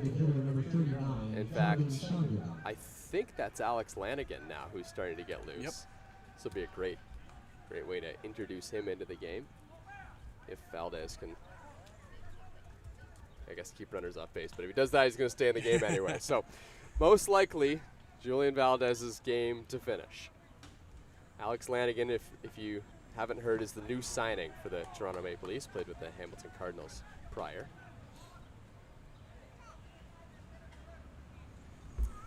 First pitch from Valdez is in there for a strike, and if you're just tuning in, Julian Valdez has pitched incredibly well. He's been throwing maybe harder than we've seen him throw. I think. We don't have any way of knowing that, but it looks harder, and he's been pairing that with a breaking ball that's been sharp and accurate in this outing. Yeah, when he buries that breaking ball, he's burying it. And it's getting these London Majors to have some funky swings. Verhoeven behind in the count, 0-2. And that one's inside, and that hit something on the way through. Might have caught a lip of Justin Marr's glove. But that's the speed of that fastball. Justin Marra just didn't react to that. Normally, if you would take a guess, what would you say Valdez sits around? Well, we know he sits around the low 90s. Just because he's been on a radar gun. Verhoeven is battling here. I want to say he might have touched 94 at least one time today. I feel like that's a very realistic for how he's looked. Remember when we had the radar gun last year? Oh, do I ever? Do you remember the 115?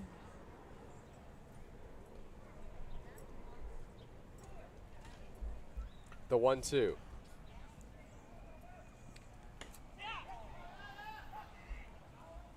And no swing. And this is also not Brad Verhoeven. That's our bad. It's actually Jagan Chanderdat who's getting the at-bat here. So this is just his third at-bat this season, and it's not against an easy guy, but he's battling. The 2-2. And he hits it on the ground to first, and Jordan Castaldo will jog to first base in plenty of time, but credit to Chanderdat there. That was a heck of an at-bat, against a guy who's at the top of his game right now. Yeah, he fouled off some tough pitches, had a fastball come in and shake up the breadbasket. Hitting for the London Majors, number 54, Noah Williams.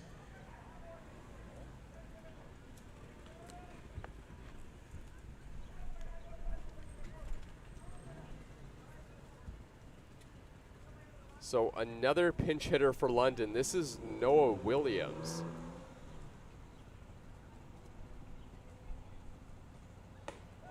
And Williams swings and misses. Williams has one at-bat this season, and it came against the Maple Leafs. That was part of that 8-7 game on Friday. So I think this is a new addition to the London Majors. The 0-1. Williams swings through another good fastball. Fastball is looking immensely nice right now, coming out of the hands of Julian Valdez.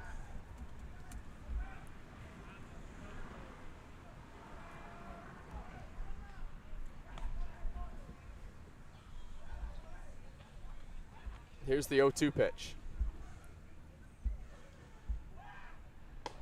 And it's up and away. And Valdez has seen the swing that Williams has put on those first two fastballs. And in this situation, I think he'll probably stick with it. Yeah, it looked like that one he just tried to either get a little bit more on it or just get underneath it a little bit to elevate, and it just soared over the head of Williams.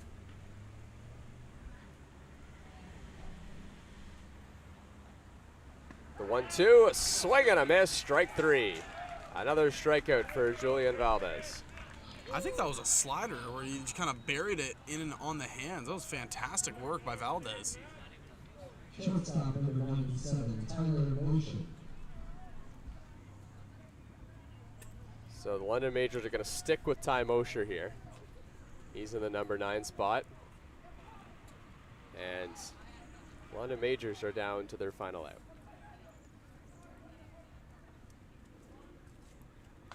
Mosher checks the swing and he fouls it off. Mosher has had a good day at the plate. 2 singles to start the day, but he grounded into that double play back in the 7th.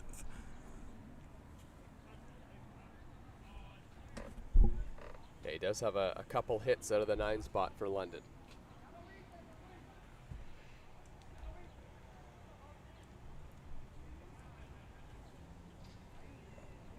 Here's the 0-1. A big swing and a miss. 1 strike away for Julian Valdez and the Toronto Maple Leafs. If they win this game, they're within 2 of the Hamilton Cardinals for 6th place in the Inter-County Baseball League and hold sole possession of 7th, spacing themselves from that playoff competition. The 0-2, a fly ball. This one's to center field. Marcus Connect comes in and makes the catch, and that'll end the ball game. What a 3-3 weekend for the Toronto Maple Leafs. They win in London in dramatic fashion. Then they go to Brantford and win again, and another one here in Toronto against the same team they started the win streak against, the London Majors. They take this one by a score of 7-2 in what was a massively successful and important weekend for the Maple Leafs. The Maple Leafs started this weekend in last place in the IBL. Now they sit a game and a half out of 6. They have climbed their way up. You talked about how important this weekend was for them. Oh, they are amped. And as the players have said, the vibes are high right now. Massive 3-3 weekend. They go 3-0. I'll appreciate everyone tuning in here on Toronto Maple Leafs Baseball on YouTube, brought to you by MNP. The Toronto Maple Leafs win their 3rd game in a row by a score of 7-2 against London. Have a great rest of your day.